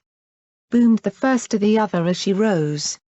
She had a missile launcher and the biggest machine gun thing I'd ever seen. It looked like it fired grenades. The only guns I'd seen that were bigger had been Deus's cannons and gun. The other was armed with a Gatling gun and something. Was that an IF-100 miniature howitzer on her other side? I'd only seen one in the Iron Shot Firearms Special Edition catalog. "These aren't flashes or reapers I think." I gave a terse nod. The buck was making my heart beat so bad that it felt like it was going to crawl out of my chest. "But that one's an alicorn, fruit salad. Aren't we supposed to kill those on sight?" said the other as she jumped from the balcony and landed with an easy crash. Somehow that simple, agile, and carefree act scared me even more than the guns. The howitzer flipped out as she spread her legs, bracing herself. Suddenly, that feeling of them not wanting to fight was diminishing rapidly. "I bet Brown Betty can get through that shield." I rose to my hooves and shook myself hard. Think, Blackjack. What was a good excuse for my friend being different? My friend isn't one of those. "Ah. Monsters," I said as I pointed at Lacunai, who looked back at me in surprise. She always said she wanted to be like Princess Luna and she came across some killing joke. I grinned, trying to will them to believe my flimsy lie as I added lamely, "We came out here to get away from those monsters. We were doomed." That's right," Lacunai said, looking down at me in some confusion. "Call me Luna." The pair looked at each other, and then radishes shrugged and Brown Betty retracted and folded in. Fruit salad still seemed to be regarding us suspiciously, though. "Well, best stay away from my room, Mare. Actually, it's best if you turned around and went somewhere else." "Anywhere else? This whole area's a war zone." Who are you ponies? I'm Security, and these are my friends, I said as I gestured behind me. We're actually looking for the Steel Rangers. We need to talk to Somepony in charge about this war. And find some way to stop it. They looked at each other, as if trying to decide whether to believe me or not. Well, that's not me, ma'am. The pony ultimately in charge is Elder Crunchy Carrots aboard the HMS Celestia, or you could talk to Star Paladin Steel Rain at the front. Otherwise, you'd need to see Archivist Napalm Strike. Fruit Salad pointed to the north with a hoof. I've got to warn you, though, we're not exactly open to outsiders, so your business had better be serious. It feels like we're fighting half the goddess's damned hoof right now. They could talk to him, Radishes said. I'm sure he'd be willing to listen. He's always willing. Him? Him Fruit Salad began, but suddenly shook their head hard. Oh no, not him. That's crazy, Radish. That guy's a nutcase. Who's a nutcase? Honestly, with my track record, I might be better off with a nutcase. And boy, that wasn't saying much, was it? Paladin bombs, Fruit Salad muttered. Personally, I'd stay away from him. The guy's a complete freak. You just don't like him because he's a unicorn, Radishes chided. No. I don't like him because he's a nutcase who sawed off his own horn to become a paladin, Fruit Salad countered. Okay, maybe the nutcase option wasn't so good. Not that this conversation's wandering into Freakyville territory, but what are you two doing out here? P-21 asked as he looked at the pair. Well, you're not Reapers, so I suppose it'd be okay to tell you. We're skirmishing, trying to keep all the gangs from organizing. We're outnumbered but not outgunned, Fruit Salad said, and the machine gun thing let out an ominous clack as something loaded. We were playing tag with some flash fillers near their base when they hit one of us with a spark grenade. Completely fried his systems. He's probably dead. Of all the gangs, the Flashes pose the biggest threat with their shock mines. One or two of those and we're sitting ducks. He's a male. You know Flashes like to play with them before finishing them off, Radishes commented. I gave an inward groan. Doesn't any pony just have normal sex in this place? Are they holed up in the Flash Industries building? Glory asked as she looked from the Rangers to me. Yeah. That's their main base. Not a settlement, just where their leader, Diamond, issues orders. Anything else? Numbers? Do they keep slaves? I asked, and saw P-21 wince. A few dozen, and no, Flashes don't do that slavery thing.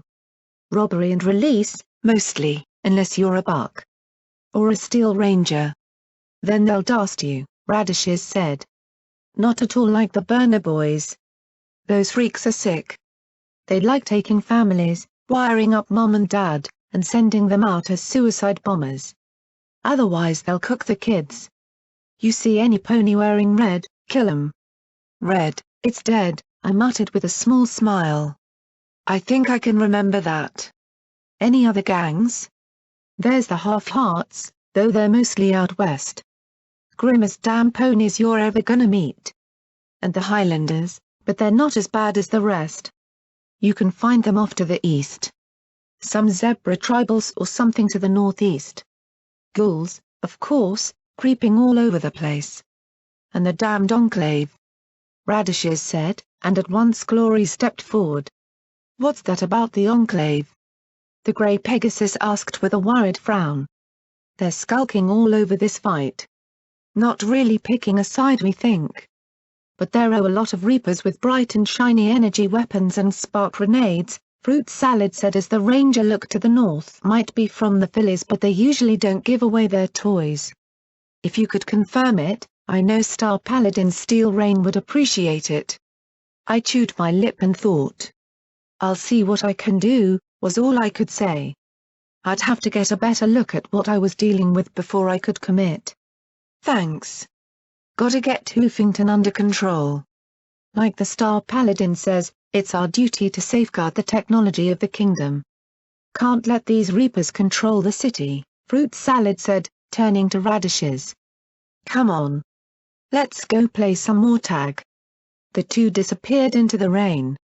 We took some cover in some ruins, mostly to get out of the rain again but also to talk. A stream trickled through the middle of the blasted shop we were using. Not exactly a place to hole up for the night. So is there a plan? P-21 asked softly, rubbing his leg idly as he looked me. His eyes seemed to say more of a plan than a touch. There damn well better be. We need to get in good with the Steel Rangers, I said as I looked in the direction the two had gone. Otherwise, they're never going to listen. And hopefully, if we make them like us before telling them, they'll forgive us for starting this fight in the first place. And what if the war doesn't stop? Gloria's question was one I didn't want to try to answer. Her eyes fixed on her hooves before she glanced at me and continued, are we just going to walk away and let them rip each other to pieces? I sighed, rubbing my temples. I wished Rampage was here. She'd been our guide, of sorts. She could tell us about the Rangers and what their goals were. Give me a hint if I should back them or not. But she wasn't, and I had to make a choice again. I looked at Scotch, who had busted a leg in that fall. It could have been her neck. Fortunately, Lacuna was healing her snapped limb. Another injury for following me. It was scaring me to death. Just hours ago I'd made a choice and it had killed 13 mares. It hadn't been my fault, but there was no denying that I was the instigator. And while I didn't feel that it had been wrong to try and do the right thing, I closed my eye and watched Clover's head blast apart. We'll worry about that later. I looked at Lacuna for a long moment. Do you know anything about the Steel Rangers? Lacuna huffed softly, looking sour. The Steel Rangers are a relic. 200 years ago, they were founded by Applejack for the war effort. They were elite shock troops of the Ministry of Wartime Technology. When the bombs fell, they weathered the attack better than the rest of the military and government. They retreated to their bunkers, made their silly oaths, sealed them up, and waited. When they finally crept out of their holes, they found themselves a formidable power. However, their ideology utterly prevents them from assisting others. Why is that? Glory asked in concern. I could understand why. Swap a few words and you'd be talking about the Enclave. The Alicorn fluffed her wings in irritation. They have the capacity to be protectors, but their ideology is to be stewards of Equistria's technology. Their oath is to protect technology, not ponies who would benefit from it. Over the last 2 centuries, that ideology has defined them. Most couldn't care less about the scum living here if it meant hoarding more weapons and technology from the past. As I said, they are a relic. Outdated ideals and misguided motivation. If they had known about EC-1101, they would have gutted your stable to possess it and then locked it up somewhere rather than use it. Great. Another group looking to get my pit buck. I suppose the only reason those two didn't pounce on mine was because it didn't look anything like a traditional pit buck. I was surprised at her bitter tone, though. Sounds like you have a problem with them. Lacuna blinked, then shrugged. They're not capable of fixing anything. The goddess wishes to protect pony life, transforming it into a form able to withstand the threats of the wasteland. Steel Rangers simply pillage and hoard. They also recognize that alicorns are the future of the pony race and so persecute us with extreme prejudice. Most of our losses have been to their weaponry. She looked thoughtfully in the direction the two had gone. I was honestly quite surprised that they believed you, but I suppose your excuse was explanation enough for why one of my kind would be alone with a group of ponies. Well, that was going to be a problem.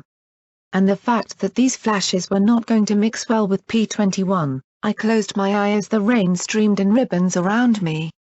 I felt something crumpling inside me as I leaned back against the cracked wall. It was like I was a bag that was slowly deflating. The wasteland had beaten me once in '99. Almost again out on Star Point. And now I felt it creeping through me. Insidious thoughts. Horrible thoughts. It was like there was a battle going on inside me and I was losing. because I didn't want my friends hurt anymore. What are you thinking, Blackjack? Glory asked as she knelt beside me, shielding me with her wing. I opened my mouth and closed it again. It was like a band slowly constricting on my brain. I had to say it, but it was like the words were in some strange language. I rasped, then choked. I couldn't say it. I had to, but I couldn't. She doesn't want us to go with her, P21 said quietly. I kept my eyes squeezed shut and nodded. There was only the sound of pouring rain. But why? She asked in a hurt tone. I would rather get shot in the face again than hear that note in her voice. I don't want to lose you. I don't want you hurt. None of you. The words were like poison dripping out of my mouth. I don't want P21 to have to fight mares like the Mare. I don't want Lacuna killed for being what she is. I need to keep doing this, but you don't. You can leave, go back to chapel. Go have a life that's not following me around getting shot up. I kept seeing Clover exploding before my eye, seeing Glory's wing peel away, seeing P21 raped by the Mare, me ramming vigilance into Lacuna's mouth. Images coming again and again. I imagined a small Pegasus with a sweeping mane holding me like Mom. You don't have to come with me. You don't owe me anything, I'm scared. All right? I'm scared to death that I'm going to get you all killed because I screw up. I saw Clover exploding as if in SATS, the fear in her eyes frozen between the instant she was alive and the instant she was dead. It was as fast as that. One mistake. One moment of random chance. I had no idea who she was, just a name and a face and a death, because I couldn't keep a cool head. Nobody spoke for the longest time. Then Glory asked faintly, "Do you think I have a life in chapel?" I turned to look at her, to ask how she could say that. Her moist eyes stared into mine. "My life is with you. Not in chapel. Not even in Thunderhead. With you." P21 just rubbed his hind leg, looking down at the knee. I still remembered the sound of Daisy's baton striking him. "I can't make it here without you, Blackjack. I thought I could, once. I thought that, once I was out, I'd leave and find something. Something better. And maybe there might be something someday. But right now, you're the only thing keeping me together. Maybe someday chapel will do that for me. Maybe." But he trailed off and sighed. "Sorry. I'm not smart when it comes to this stuff.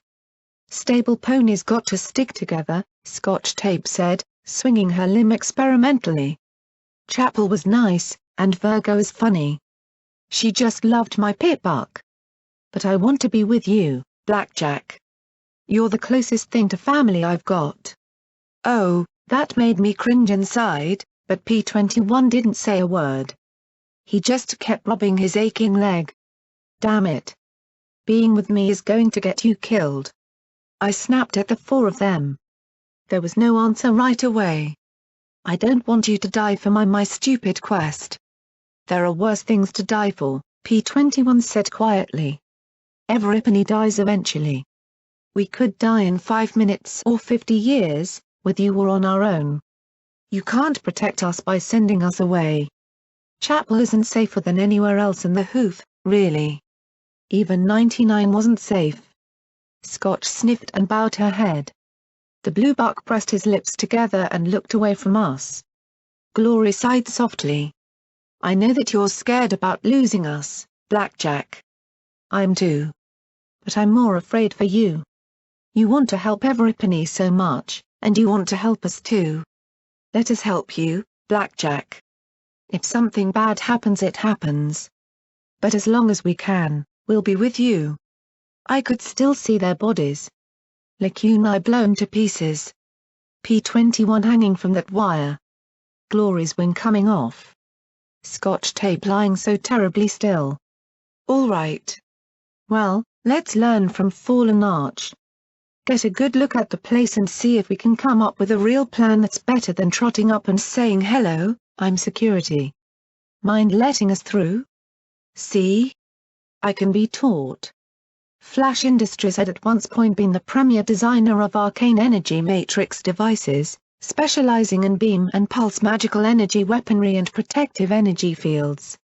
It was one of dozens of companies started and supported by the Ministry of Wartime Technology and was dedicated to giving Equestria a brighter, safer, flashier tomorrow. Tours of the building were every morning and evening, 10 bits per adult, 5 for colts and fillies, foals get in free. I knew that from one of the hundreds of brochures that littered the ruins around the building. Said building was scorched, but the company logo still glowed brightly on the front face, Flash, in white with rainbow lines underlining the name. There'd once been several other buildings around the main office structure, but they had crumbled and fallen in on themselves and made a wall of rubble with the old front gate as the only convenient way through. The 10-story headquarters also had rooftop turrets. From the third floor of a gutted office building nearby, I picked out 2 entrances besides the front one. The front entrance had at least a dozen fillies around it, but the second had only 2 and the third was unguarded. Lacuna had taken a bath in some radioactive sludge we'd found in the office building's basement, and what it was doing there I didn't want to know, to regenerate her injuries. There was something fundamentally disturbing about the way she splashed it all over herself. Nopany should have that much fun and magical waste. Once she rejoined us, I pointed out the unguarded door, letting her see the location through my scope. Can you teleport us all to that little side door? The distance is considerable, but I think so. They will be upon us quickly, however. There wasn't any cover around the door at all, and we'd be trapped. Fortunately, I'd caught up with 2 ponies who'd be overjoyed to play tag at the front gate. We went back down to the main floor and Lacuna trotted off to soak up a little more radiation while I explained the plan to Fruit Salad and Radishes. That's not much of a plan, but if you're sure she can get you inside well, we'd be happy to keep them nice and riled up out front. How were you 5 planning on getting out? Let me worry about that because oh how I was worrying about that. Just keep them busy at the gate for as long as you can. The pair nodded, and then Fruit Salad stepped closer. Your friend she really is an alicorn, isn't she? She asked in a low voice. I pressed my lips together for a moment. She's my friend. That's all I needed to and would say on the subject. Fruit Salad shook her head. Only in Hoofington. Good luck. I hope you get Turnip out of there. Radishes wants our brother Black bad. Oh, saving her brother. Knowing how my day was going, I'd be lucky if I didn't shoot him myself. Way to keep up the positive thinking, Blackjack. We all gathered together on the 3rd floor, Scotch Tape's pip-buck and my own clicking ominously from the radiation coming off Lacuna. I watched the gate through the scope. Glory was off to the side with Lacuna asking her some questions about her regeneration. Scotch was just acting nervous as she chewed on the end of her blue mane. It was my fault, P21 said in a voice hushed with regret, and I slowly turned to look at him. In Fallen Arch. I saw the collars were synchronized. And I froze. I once read a method for breaking the synchronization, but just then with all of them staring at me I just couldn't think of it. He looked at me with his severe blue eyes. They were so desperate to be free. Just like me. I tried to save one, just one. She was even younger than Scotch Tape. And she moved. I jerked the collar and he sighed as he looked at his regenerated hooves. I just looked at him. He was blaming himself for Fallen Arch. Of course he was. Because he was just like me. Smarter, way too serious, but just like me. It wasn't, I replied. Collar put a collar on himself. Then he yanked it before I could stop him. I offered him every cap on me. Spite was more important than survival. Only in Hoofington, I supposed. P21 didn't say anything, but he gave my hip a little nudge with his. I smiled a little. Then I learned how Steel Rangers play tag. Brown Betty let out a surprisingly soft crump noise before the howitzer shell blew out a chunk of asphalt and sent the flashes running for cover. Fruit Salad's missiles blasted at their cover, and that machine gun grenade launcher, seriously, How was any pony supposed to survive that thing? Opened up with a line of explosive death. It didn't take long for the flash fillies to start returning fire with their beam weapons. Then they started yelling for reinforcements. That was our cue. I nodded once to Lacunai, and there was an electric flash that blurred out the world. The distance was only 1,000 feet or so, but apparently that was more than enough for Lacunai. The alicorn slumped. All of us had arcane soot residue on our noses and manes, and I had spots dancing in my vision. I checked the door. Locked. I nodded for P-21 to get to work as we crouched down as much as we could. If this turned nasty, I'd just killed my friends. No. A little blue rainbow-maned Pegasus reminded me firmly that my friends chose to stand by me. And that even if this wasn't a great plan, we were still awesome for trying it. I took a slow breath, feeling that, at any second, a filly would look back and spot us. Any second okay, maybe Brown Betty was pretty hard to ignore, but 20-2 wasn't good odds. The Rangers were already falling back. The lock clicked. I pulled the door open with my magic, and my friends darted inside. I hopped in last and we pulled the door shut. The narrow hall was strewn with junk, but nothing recent. Finally, we'd gotten lucky. It looked like Nopany used this section of the building. It had been picked through at least once, but despite everything, we scavenged up some junk that might be useful as we moved through the choked offices. Then Scotch tape nudged a terminal and there was a crackle as the monitor flickered to life. A mare's voice started speaking, "Don't like it, Diamond. Using magic like this to kill our enemies just seems wrong. It's not a spell. It's a killing machine." My ears perked. I knew that voice. "So you're saying that we should limit our troops to guns while the zebras are free to employ whatever talismans they wish?" A mare said in brisk tones. "I thought that your ministry was all for arcane sciences. That's what you're for, right? That's what you're supposed to do. So why are you here, now, tying my hooves? Magical weaponry is the next evolution in warfare." "I don't want the next evolution in warfare. I want the fighting to stop," Twilight protested. Dan Tutin. "I don't much care for this business plan of yours tall. Finding faster and flashier ways to kill so Mepany ain't my idea of a good thing," Applejack agreed. "Funny, because that is what our enemy is doing right now," Diamond said irritably. "We only have so many unicorns capable of combat spells. They are few and far between and are always targeted with extreme prejudice in battle. By making weapons such as this, we can give some of that power to Earth and Pegasus ponies. It could turn the tide and finish this war. I really hate to admit it, but it'd be a lot easier to fight if we didn't have to worry about lugging around boxes of ammo up there," Rainbow Dash said.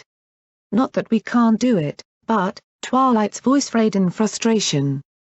"But why can't we use something else? A non-lethal spell?" "I agree," Fluttershy chimed in. "I vote for the non-lethal." "Oh, so you ministry mares are going to use Luna's mandate to research a let's-all-hug spell." "Great," Diamond muttered. "The zebras are getting more creative with their weapons. This year they used the pink cloud in Little Hon. Tomorrow, who knows? We need to return the balance of power to our favor. These weapons can do that. Making a device that casts an incineration spell as a beam at the enemy is just wrong. And these other spells you're trying to incorporate? Lightning? Disintegration? So Mepany needs to draw a line. Otherwise, we'll be the ones committing the next Little Horn massacre," Twilight Sparkle said firmly. "Twilight," rasped a rusty voice that made my mane stand on end. "You know what you agreed to do." "I know. It's just," Twilight trailed off. "I don't like it much either, Cigar Cube. But she has a point. If zebras are using poison like at Little Horn, well, compared to that, I guess this isn't so bad."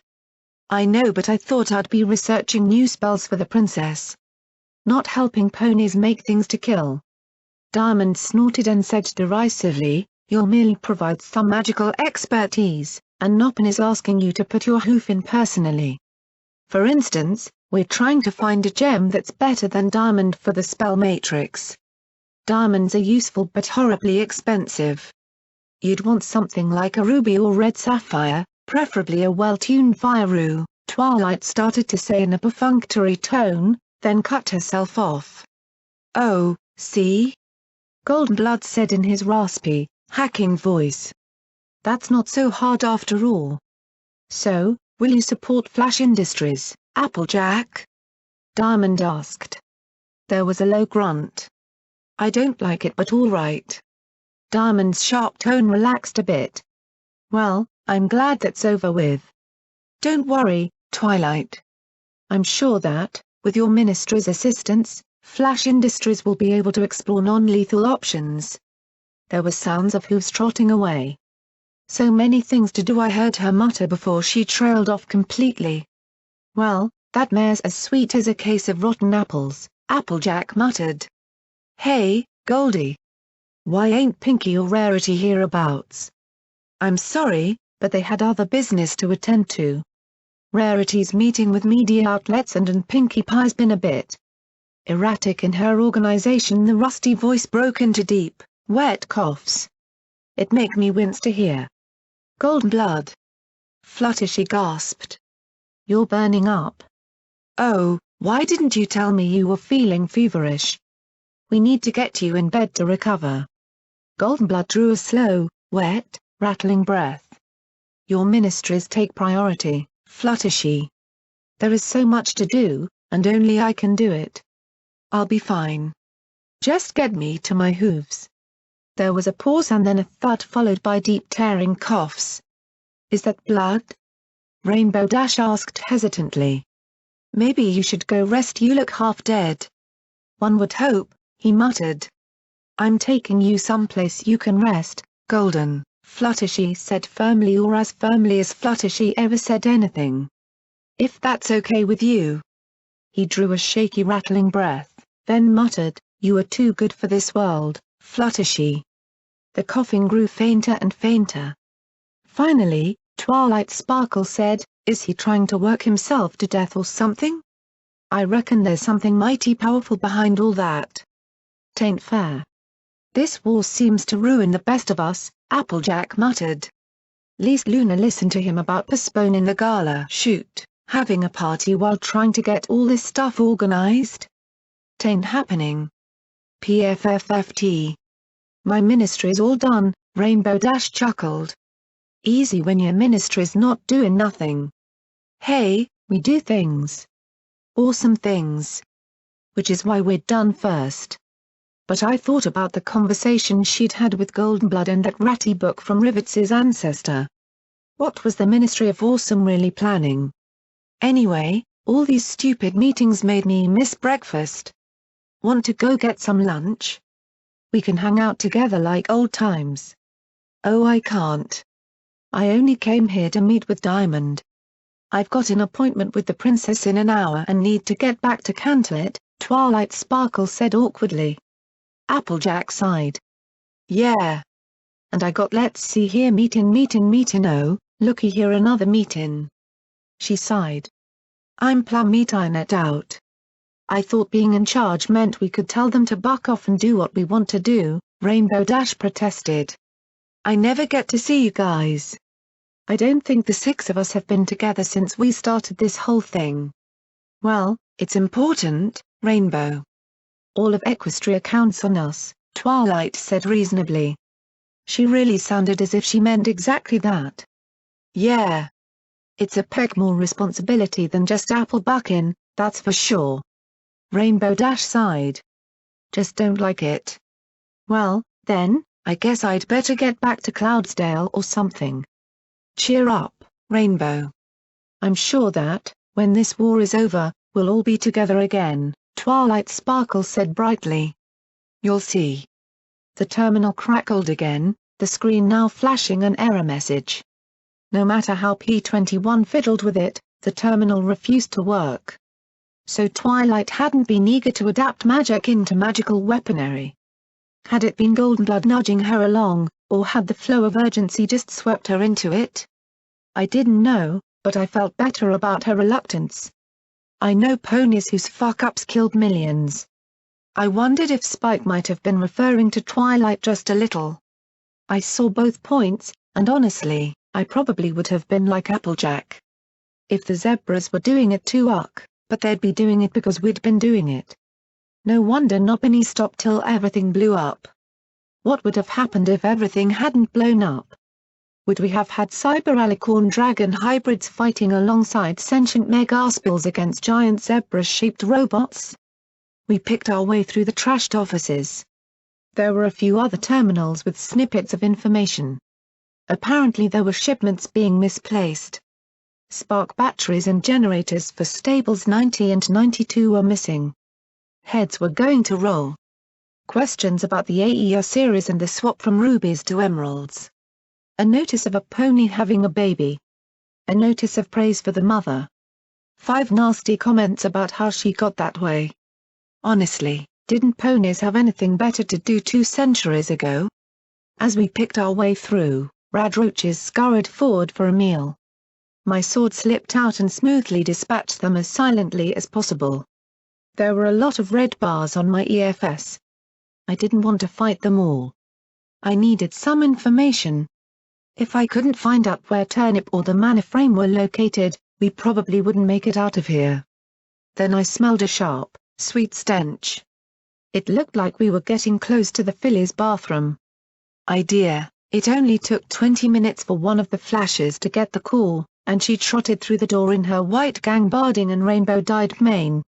A tribute to Dash, or just coincidence? She walked over to the ditch cut into the cracked tiles and concrete as some mares called out, "Hurry up, Sparkler. You're gonna miss all the fun." The Blue Earth pony mare flushed. "Shut up. I'll be there soon as I'm done shitting." She bellowed back, then she clenched her eyes and got to work. Clearly Somepony needed more fiber in her diet.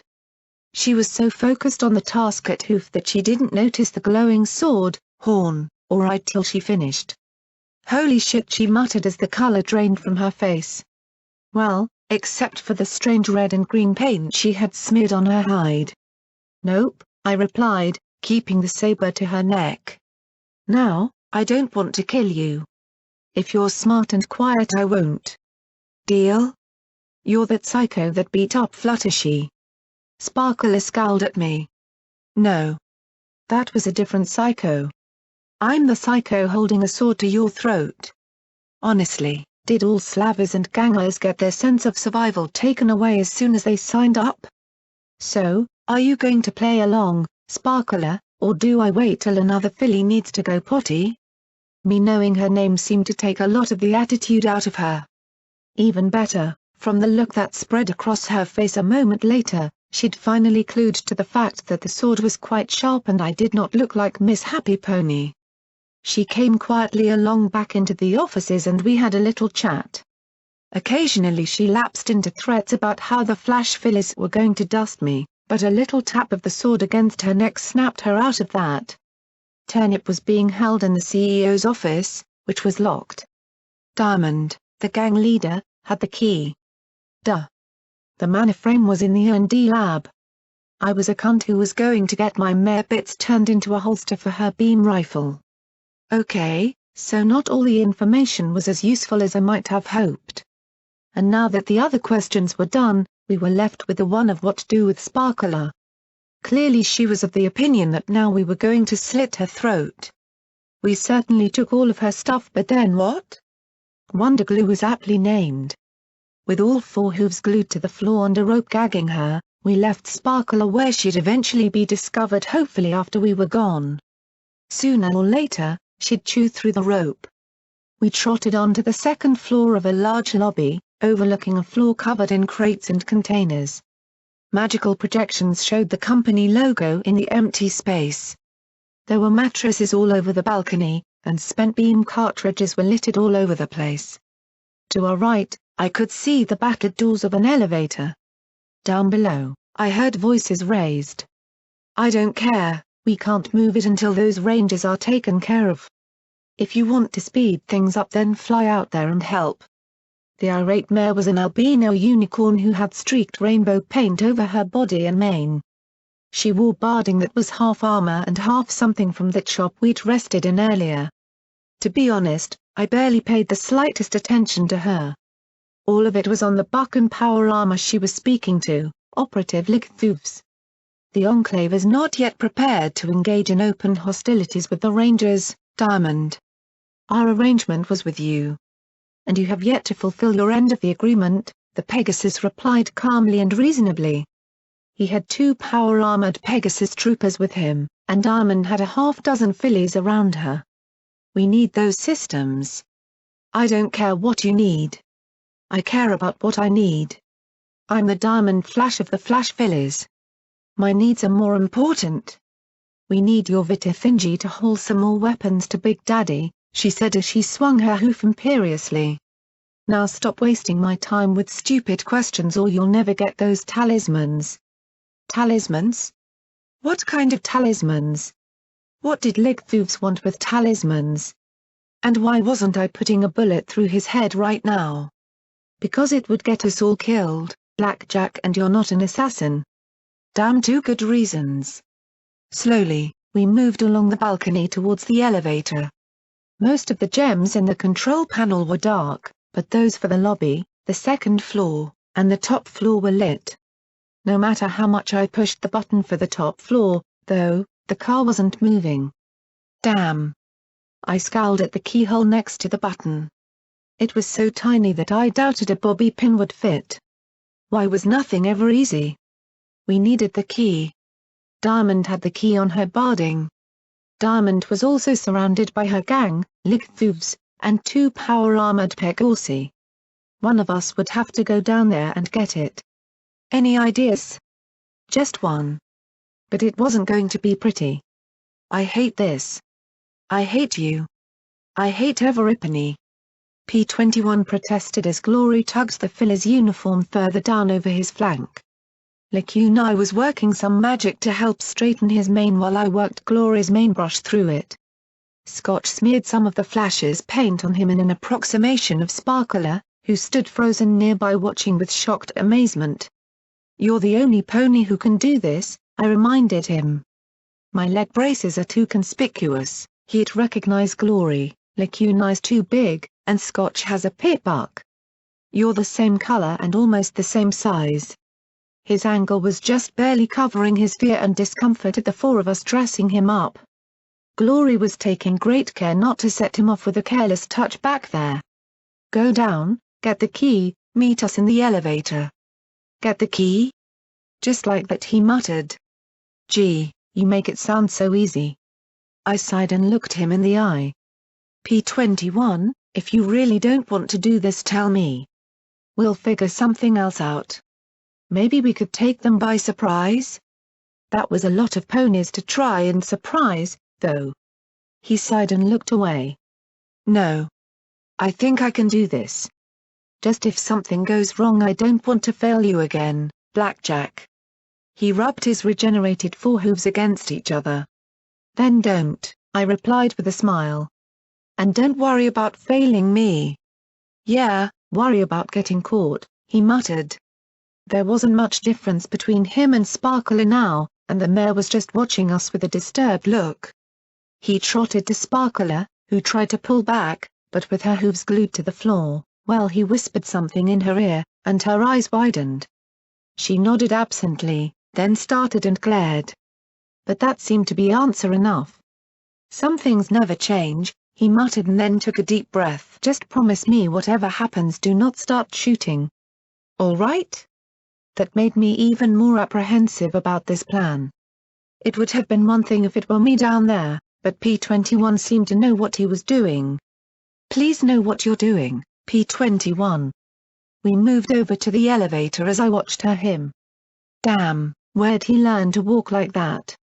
Walk down towards the meeting with a casual step. Just another flasher coming up to back up her boss. Nothing unusual. Just turning towards her pockets, bitch! Diamond roared as she wheeled on P-21, the other fillies turning on him. Instantly, I brought up my gun, sighted her skull, and nearly took her head off before I saw P-21 looking back at me as he was set upon by her guards. Then he was saying something about turning over technology to its rightful owners. I couldn't quite make it out amid the babble. Suddenly, Diamond's lips curled in a nasty smile. "Oh, so the Rangers sent one of their little spies. Came here to free your brother?" She snickered. "Sucks to be you. Now I have a new boy toy." I saw the tremor run through him and licked my lips in apprehension, moving the crosshairs from him and back to her. Lickfoods frowned as he looked at P-21, then at the paint-smeared boss Mare. "We need to kill him. Word cannot get out that I'm assisting you." Now my rifle was on him, but why couldn't I snipe 8 ponies at once? His demand, however, prompted an even nastier smirk from Diamond. "If you want him dead sooner, then you'd better get that vertibuck here and get these guns to Big Daddy. We're going to wipe the Rangers out of the hoof once and for all. Then you can take your VC idiots back up to the clouds where you belong. And the status quo is preserved," he finished, frowning at P-21. "You'll be sure to dust him when you're finished playing?" "Well, I'll have to share him first. Give the other ladies a ride. Then I'll dust him." "It'll be over in a flash," Diamond said as the unicorn floated a key out from around her neck and passed it to one of her guards. "Take him upstairs. While you're up there, you can have the other one. I'm done with him." The unicorn guard prodded P-21 with her beam pistol and he rose sullenly to his hooves. "So? You've got a vertibuck to call and 2 Rangers outside to go dust." "I have to make sure it's ready to move," she said, and then feigned remembering, "Oh yes. And get you those worthless talismans. Honestly, doesn't the Enclave have targeting talismans of their own?" "Of course. And they are very carefully inventoried. I need talismans that are off the books," he said slowly and carefully as P-21 was marched to the lobby elevator. "Enclave games." Honestly, Diamond said as she trotted towards a guarded door with Lickthooves following in her wake. The elevator doors beneath us chimed faintly and then opened. A moment later, they closed again. I tapped the gem beside the elevator doors on our level, and they opened. The flasher stared at me in shock just long enough for me to slam Taurus's rifle butt into her face. In seconds, we'd pony piled into the now cramped elevator. I looked down at P-21. "You plan to get caught?" I asked Sparkler if Diamond always got first shot at the bucks she captured. He replied with a smile. "I figured it was an alpha mare thing." I squealed in glee, hugging him tight. "I love a smart pony." He gasped. "Touching. Too much touching." I released him, both of us flushing. The elevator rose up to the top floor, and my jaw dropped. I'd only come across a hooful of places that were actually clean. But this wasn't just clean. This was spotless. Shiny, even. I gawked at the sight of it and immediately felt my mane start to crawl. The reception room was polished marble, the walls decorated with glowing magical lines of red, green, and blue. Magnificent wooden doors bedecked with gems glittered before me as if tantalizing me with what lay beyond. "What is this?" I asked, then looked back at the concussed guard. Damn, now I wished I hadn't hit her so hard. We trotted out into the pristine space. As clean as it looked, it still had the musty reek of below. There was a primly dressed mare behind the desk, next to the door. She looked up from her magazine and smiled pleasantly. "Hello. I'm sorry, but Miss Diamond isn't available at the moment. If you're here for an appointment, I will try to reschedule. I apologize for any inconvenience this has caused you." I gaped at her in shock, then arched my brow. "Oh, we don't have an appointment," I replied lamely. "Oh. Well, then, welcome to Flash Industries, home to many amazing and miraculous magical products. I'm sorry, but Miss Diamond isn't available at the moment." "I'm sorry, but all senior staff are unavailable at the moment. If you would like to schedule an appointment, I will do so now. If you would like to wait, I would be happy to answer any and all questions you might have about Flash Industries until Sir Mepany becomes available to see you." The white mare smiled as she stared at me with her blue eyes. She reminded me of a cleaner, nicer version of the mare below. "You're Diamond's secretary?" Glory asked with a concerned frown. "I am an automated photonic answering service based on Miss Diamond's secretary, Miss Beryl. I'm afraid that Miss Beryl is out of the office at this time. Would you like me to contact her for you?" The projection asked brightly.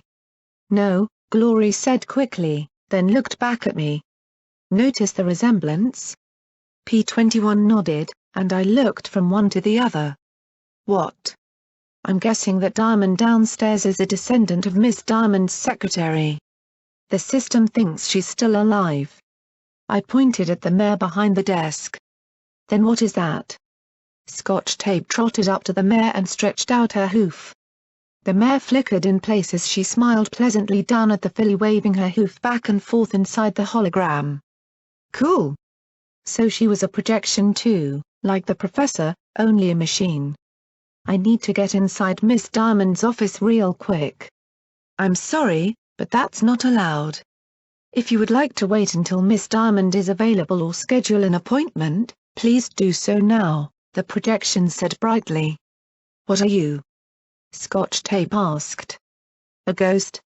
The projection regarded her fondly. "I am an example of some of the most exciting holographic projection technology developed at Flash Industries. Although we are well known for our line of magical personal defense equipment, Flash Industries is also a leading developer of light manipulation magic. Thanks to our partnership with the Ministry of Arcane Sciences, Flash Industries has worked to produce our latest and most exciting creations." "What kind of creations?" Glory asked. "I'm sorry, but you'll have to be more specific. Are you interested in our personal defense equipment? Holographic technology? Magic shielding technology? Or other technology?" the projection asked in a slightly condescending tone. I was about to ask about Project Steel Pony when Glory said, "Personal defense technology? Do you mean weapons?" The projection frowned. Flash Industries dislikes the negative connotations associated with that term.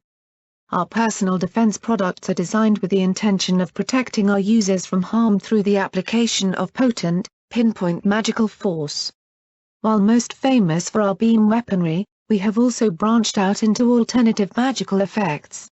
However, please be aware that such items must be contracted through our military or Ministry of Awesome sales representative. So they didn't like the word weapon? Surprise, surprise. What are holograms?" Scotch Tape asked, then shrunk back a little at my eye twitch and faint growl. "What?" Flash Industries has developed an exciting line of magical projection technology able to duplicate almost any image with 99.8% accuracy. Utilizing multiple projection points, we are even capable of maintaining images when a single projection source is blocked. No more annoying shadows in your image. Combined with our shield products, we are predicting exciting new hard light products to be made available at Flash Industries in years to come. Her cheeriness was getting on my nerves. "Okay. So tell me," I started. "Magic shields?" P-21 asked with a frown. I hissed through my teeth as my eye went flat. "He's a smart pony, don't shoot him." "He's a smart pony. Our latest and most exciting products to date are our magical shield products. By projecting a barrier of arcane energy, we have been able to protect vital military and government properties all across Equestria. While not available for private purchase at this time due to security concerns, we predict that within 20 years all ponies will enjoy complete personal protection through our magical shield products. Here at Flash Industries, we are proud to provide some of the strongest and most comprehensive shielding technology in Hoofington or abroad." "But it didn't have enough power," I blurted. "The Hoofington shield failed because it didn't have enough energy." I looked out the window and looked at a perfectly intact city. It was even sunny. The core rose like a cluster of smoky quartz. It even glistened. But there was something off about the image. I stretched out a hoof and the entire window shimmered where my hoof penetrated. I felt grimy glass beneath it. I'm sorry, but to discuss specific technical inquiries, I'll have to refer you to our engineering department. Would you like to make an appointment? I sighed, about to ask about Steel Pony when I stopped and looked at Lacuni. Well. What? She blinked in confusion. Aren't you going to ask about other technologies? I asked. Flash Industries isn't only involved in products involving light. I covered my face and screamed into my hooves as the projection went on. We have numerous other projects all across Equestria, such as our partnership with Hippocampus Energy at the New Hope Solar Array, various energy distribution services with the Hoofington reconstruction effort, and work with the Hoofington Planetarium and Black Pony Mountain Observatory. We also, shut up. I'm here for Project Steel Pony. I snapped. The projection froze. Uh-oh, then she frowned. The mayor's voice changed to that of a deep bucks. I'm sorry. Please remain where you are until appropriate security personnel arrive. Proper authorities have been alerted. If you attempt to leave, then lethal countermeasures will be employed. We apologize for this inconvenience. And that was when the alarms began to sound throughout the entire building. Why did I have a distinct certainty that it wouldn't take long for Diamond and Lighthoofs to come up here and check? The walls around us began to shimmer and coalesced into two glowing white alicorns. Beads of blue glowed at the tips of their horns as they approached. I hoped the goddess would be flattered as I raised the shotgun and blasted a round of buckshot at the ghostly apparition. The lead pellets passed right through it without effect. Glory's beam rifle did, if anything, even less. Magical arrows penetrated without a ripple. Then a blue light washed over us and I yawned. Indeed, the lethargy was spreading through me with alarming swiftness. Even Lacuni seemed tired, and she didn't have to sleep.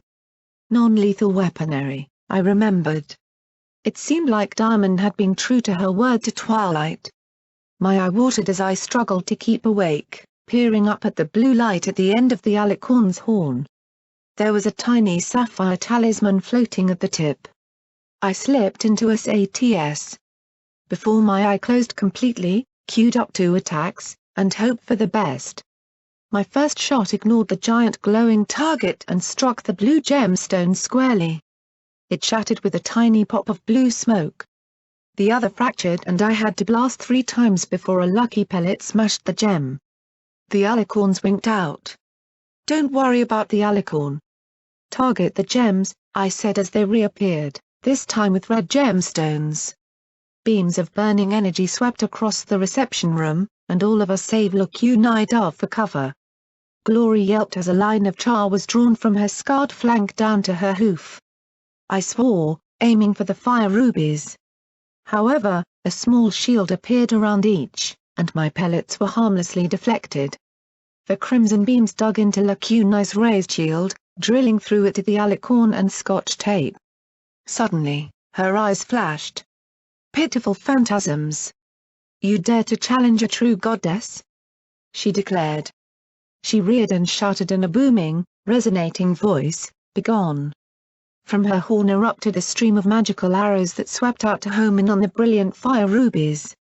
They not only shattered the 2 above the alicorns but sought out every gemstone emitting a hologram. When the storm passed, the reception room returned to the same rotted state as the building below. 2 or 3 patches of light flickered anemically, and the once formidable doors were revealed to be an empty doorframe. Okay. Color me impressed. Lacuni looked at me and declared imperiously, "The goddess shall not be mocked." "I'm not mocking you." I looked at P-21. "Are you?"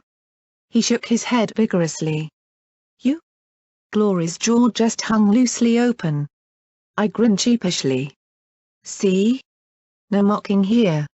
She huffed softly, looking slightly mollified as she ruffled her feathers. Head held high, she strode through the doors into an office decorated with more holograms. It appeared spotless, but you couldn't hide that reek of mold and mildew. "Turnip?" I called out as I stepped through afterwards. "Hey baby. I'm right where you left me. Ready for another ride on the turnip wag." "Oh?" The tan buck was tied spread eagle on a bed that looked very out of place among the holograms. From the looks of things, he was far from distressed. "I thought you'd be someone else." "I'm security. I'm here to rescue you," I said, a little skeptically.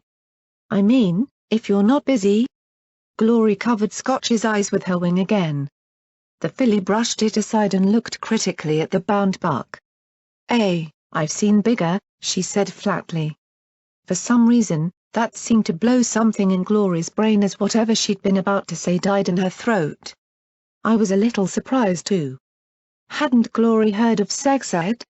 Enclavers were weird. Turnip was a pretty plain-looking earth pony buck, tan with a brown mane.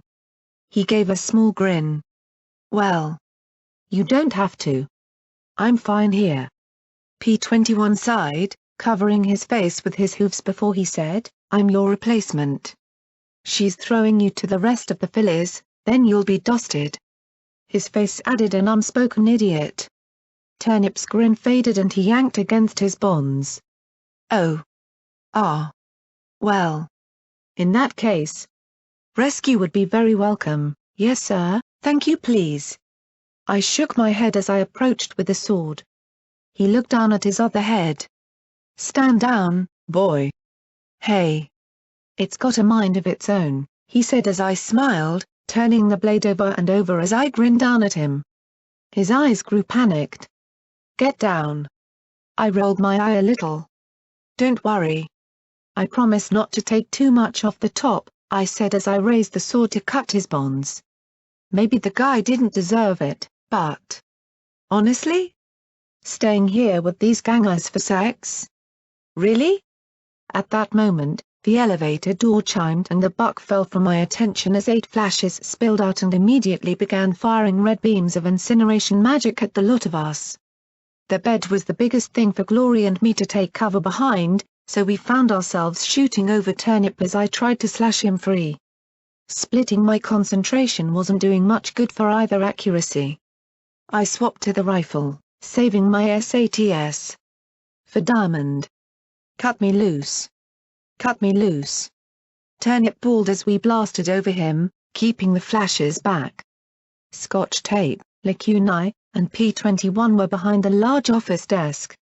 Persuasion thumped, but there was a unicorn quick enough with a shield spell that the grenades bounced off and back at us. "Shut up and think small," I shouted as I reloaded my rifle. I managed to get through 2 of the bindings. Then the elevator door chimed again and out stepped more flashes.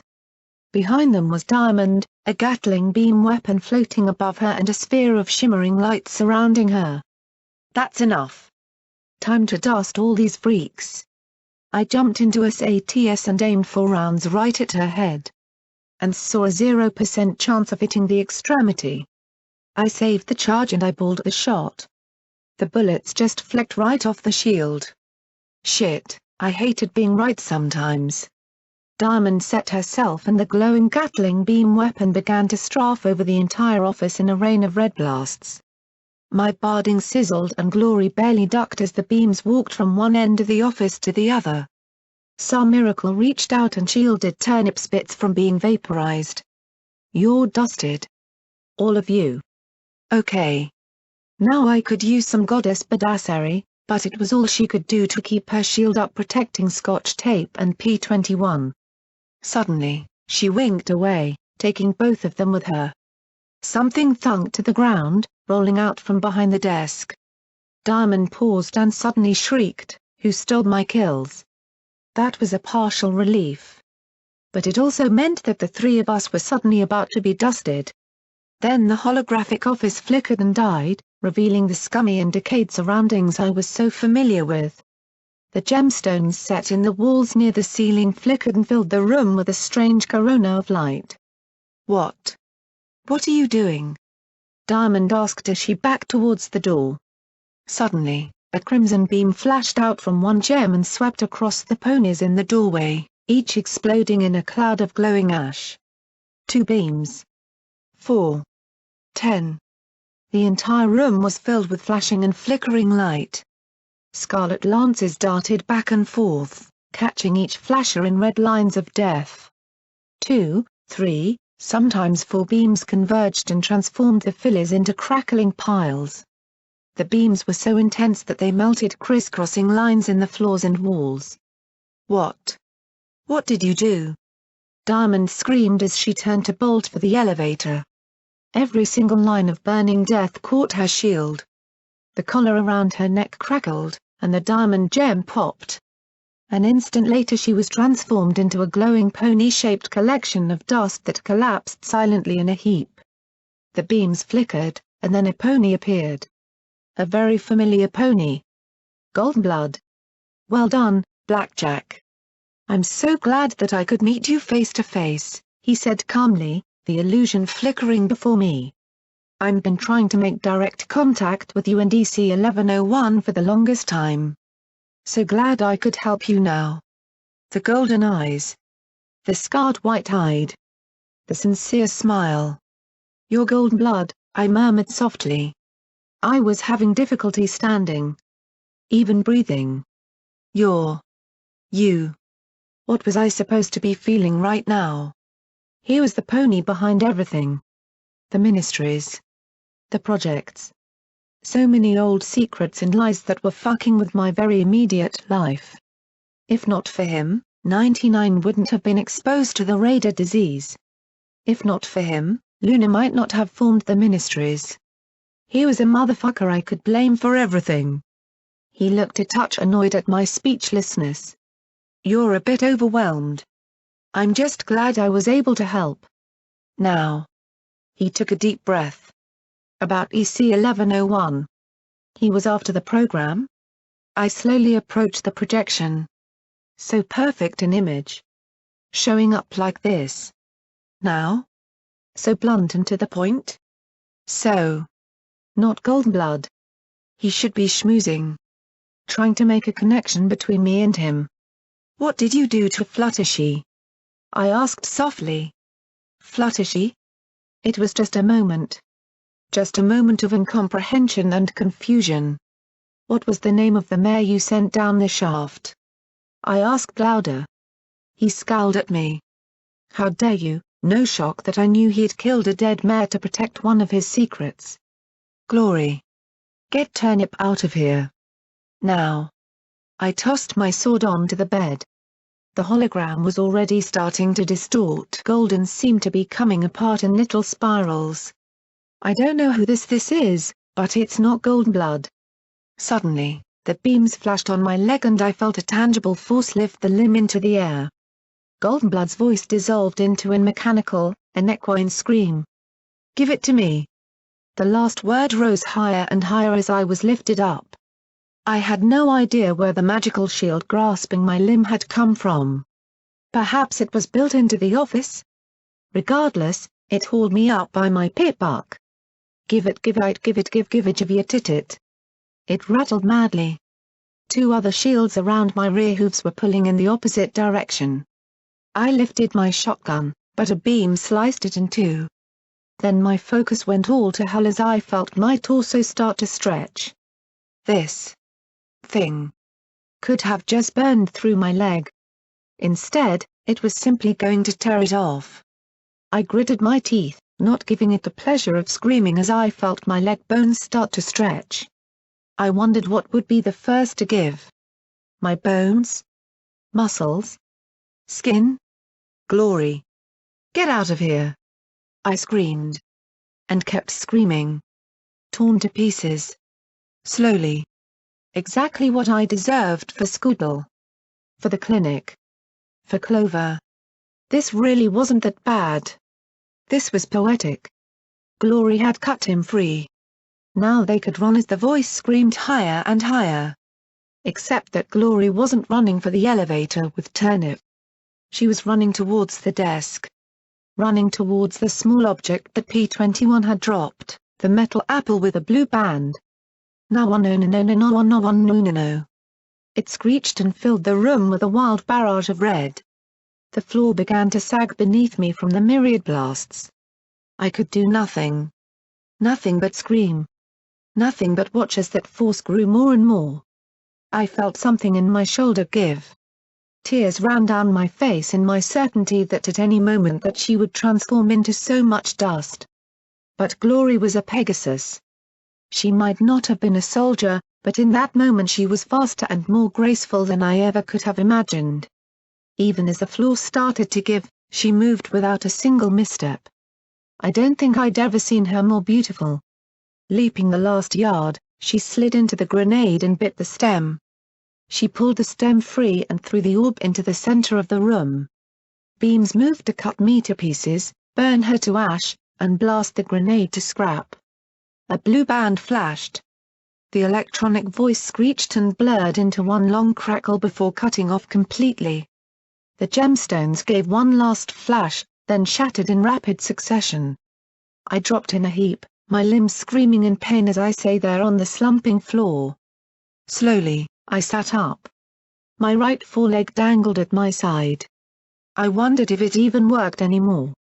I looked at her, with the stem still in her mouth, and gave a weak grin as I wept at the same time. Then there was a resounding crack and rumble, and my world began to fall. I just looked helplessly as Glory leapt back at me. I thought that I had seen her move fast before. Now time seemed to stretch out as I felt the collapsing floor shift and give way beneath me. Her wing beat as if trying to fly the distance. I was measuring time in heartbeats. And there was an eternity between each. She reached me, scooping me in her hooves. Lifting me. Moving me to the side. To safety. Almost. My pit buck lodged in a fork of twisted metal as the floor fell away completely. My right foreleg wrapped around Glory and held her tight as we dangled over the wreckage a dozen feet below. Sweet Celestia, it hurt. It educated me in all kinds of horrific experiences of pain. I wasn't even sure if pain was what I was feeling anymore. But it didn't matter. Glory was alive. I was alive. I looked into the most beautiful eyes in all of Equestria. I'd been mistaken. This was the most beautiful I'd ever seen her. Then the floor below us gave a colossal shudder and broke free with a roar that made my ears throb. The entire building shook, and I felt the pit buck start to twist out of that metal fork. The next floor gave. Then the next. And now the entire gutted shell of Flash Industries was full of collapsing concrete and steel, noise and choking dust. My eyes burned, but I couldn't look away. She was starting to slip from my grasp. I could barely breathe. Could hardly see. As the collapse finally reached whatever depths were in the tower, probably crashing the manor frame to dust. Bit by bit, I felt my left leg stretch. The brace began to give way. Hold on. I yelled, unable to do more than hang there. I felt the pit buck slowly working free. I felt Glory slipping away. I looked into her eyes. So calm, so beautiful. I saw her wing. Saw the stub beside it. The final price for my failure in the tunnels. I couldn't speak. I could only pray she could read my mind as I thought with every fiber of my being, don't let go. Please, dear Celestia. Save me. She smiled. The tension on my left leg suddenly released. She dropped. And stopped just beneath me in a white glow. I clenched my eyes shut as I focused every bit of my will through my stupid tiny useless horn. I'd never been a strong telekinetic. All I could do was shoot things with it. But by Luna, I would happily lose my magic forever if I could just lift her up to the ledge. Take my magic, Luna, but let me save her. Please. My horn throbbed in time with my worthless rotten heart. Do this. If I was ever going to do anything. Do. This. I dared to look. Slowly, she rose. A foot. 2. I reached out my foreleg to her as she stretched out hers to touch my hoof ever so gently. There was no fear in her eyes. Simply wonder.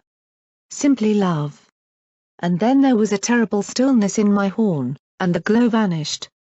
I was trapped in that horrible moment, staring into her eyes. Feeling her hoof upon mine. And then. Glory fell. Her screamed name seemed to echo on and on for eternity. Glory. Glory.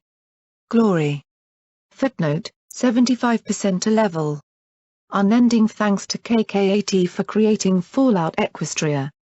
And tons of thanks to Heinz, Bronode, and Snipe Harmster for making this chapter worth reading. Huge thanks for Everipony that leaves comments that keep me writing.